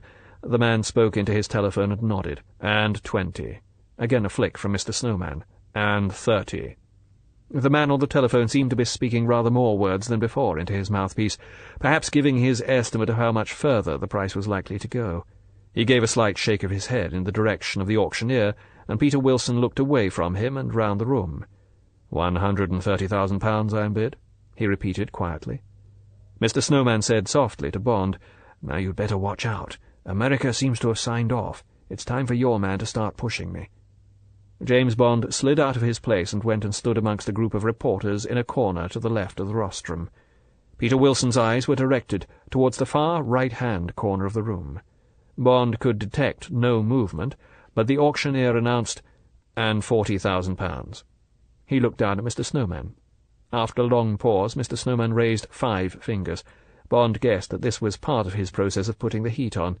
He was showing reluctance, hinting that he was near the end of his tether. 145,000. Again the piercing glance towards the back of the room. Again no movement, but again some signal had been exchanged. £150,000. There was a buzz of comment and some desultory clapping. This time Mr. Snowman's reaction was even slower, and the auctioneer twice repeated the last bid. Finally he looked directly at Mr. Snowman. "Against you, sir?" At last Mr. Snowman raised 5 fingers. £155,000. James Bond was beginning to sweat. He had got absolutely nowhere, and the bidding must surely be coming to an end. The auctioneer repeated the bid. And now there was the tiniest movement. At the back of the room, a chunky-looking man in a dark suit reached up and unobtrusively took off his dark glasses. It was a smooth, nondescript face, the sort of face that might belong to a bank manager, a member of Lloyd's, or a doctor. This must have been the prearranged code with the auctioneer. So long as the man wore his dark glasses, he would raise in tens of thousands. When he took them off, he had quit. Bond shot a quick glance towards the bank of cameramen. Yes, the MI5 photographer was on his toes. He had also seen the movement. He lifted his camera deliberately, and there was the quick glare of a flash. Bond got back to his seat and whispered to Snowman, "Got him. Be in touch with you tomorrow. Thanks a lot." Mr. Snowman only nodded. His eyes remained glued on the auctioneer. Bond slipped out of his place and walked swiftly down the aisle as the auctioneer said for the 3rd time, £155,000, I am bid, and then softly brought down his hammer. "Yours, sir." Bond got to the back of the room before the audience had risen, applauding, to its feet. His quarry was hemmed in amongst the gilt chairs. He had now put on his dark glasses again, and Bond put on a pair of his own. He contrived to slip into the crowd and get behind the man as the chattering crowd streamed down the stairs. The hair grew low down on the back of the man's rather squat neck, and the lobes of his ears were pinched in close to his head. He had a slight hump, perhaps only a bone deformation, high up on his back. Bond suddenly remembered. This was Piotr Malinowski, with the official title on the embassy staff of agricultural attaché. So. Outside, the man began walking swiftly towards Conduit Street. James Bond got unhurriedly into a taxi with its engine running and its flag down. He said to the driver, "That's him. Take it easy." "Yes, sir," said the MI5 driver, pulling away from the curb. The man picked up a taxi in Bond Street. The tale in the mixed evening traffic was easy. Bond's satisfaction mounted as the Russian's taxi turned up north of the park and along Bayswater. It was just a question whether he would turn down the private entrance into Kensington Palace Gardens, where the first mansion on the left is the massive building of the Soviet embassy. If he did, that would clinch matters. The 2 patrolling policemen, the usual embassy guards, had been specially picked that night. It was their job just to confirm that the occupant of the leading taxi actually entered the Soviet embassy. Then, with the Secret Service evidence, and the evidence of Bond and of the MI5 cameraman, there would be enough for the Foreign Office to declare Comrade Piotr Malinowski persona non grata on the grounds of espionage activity, and send him packing. In the grim chess game that is Secret Service work, the Russians would have lost a queen. It would have been a very satisfactory visit to the auction rooms. The leading taxi did turn in through the big iron gates. Bond smiled with grim satisfaction. He leaned forward. "Thanks, driver. Headquarters, please." This concludes the reading of Octopussy by Ian Fleming. The book was read by Robert Whitfield. If you would like to obtain a complete printed catalogue of our titles or our monthly update telling you about new releases and our new collection of books on CD, write to Blackstone Audiobooks, P.O. Box 969, Ashland, Oregon 97520, or call 1-800-SAY-BOOK. That's 1-800-729-2665. You may also obtain the same information from our award-winning website. Our address, all one word, is www.blackstoneaudiobooks.com. blackstoneaudio.com.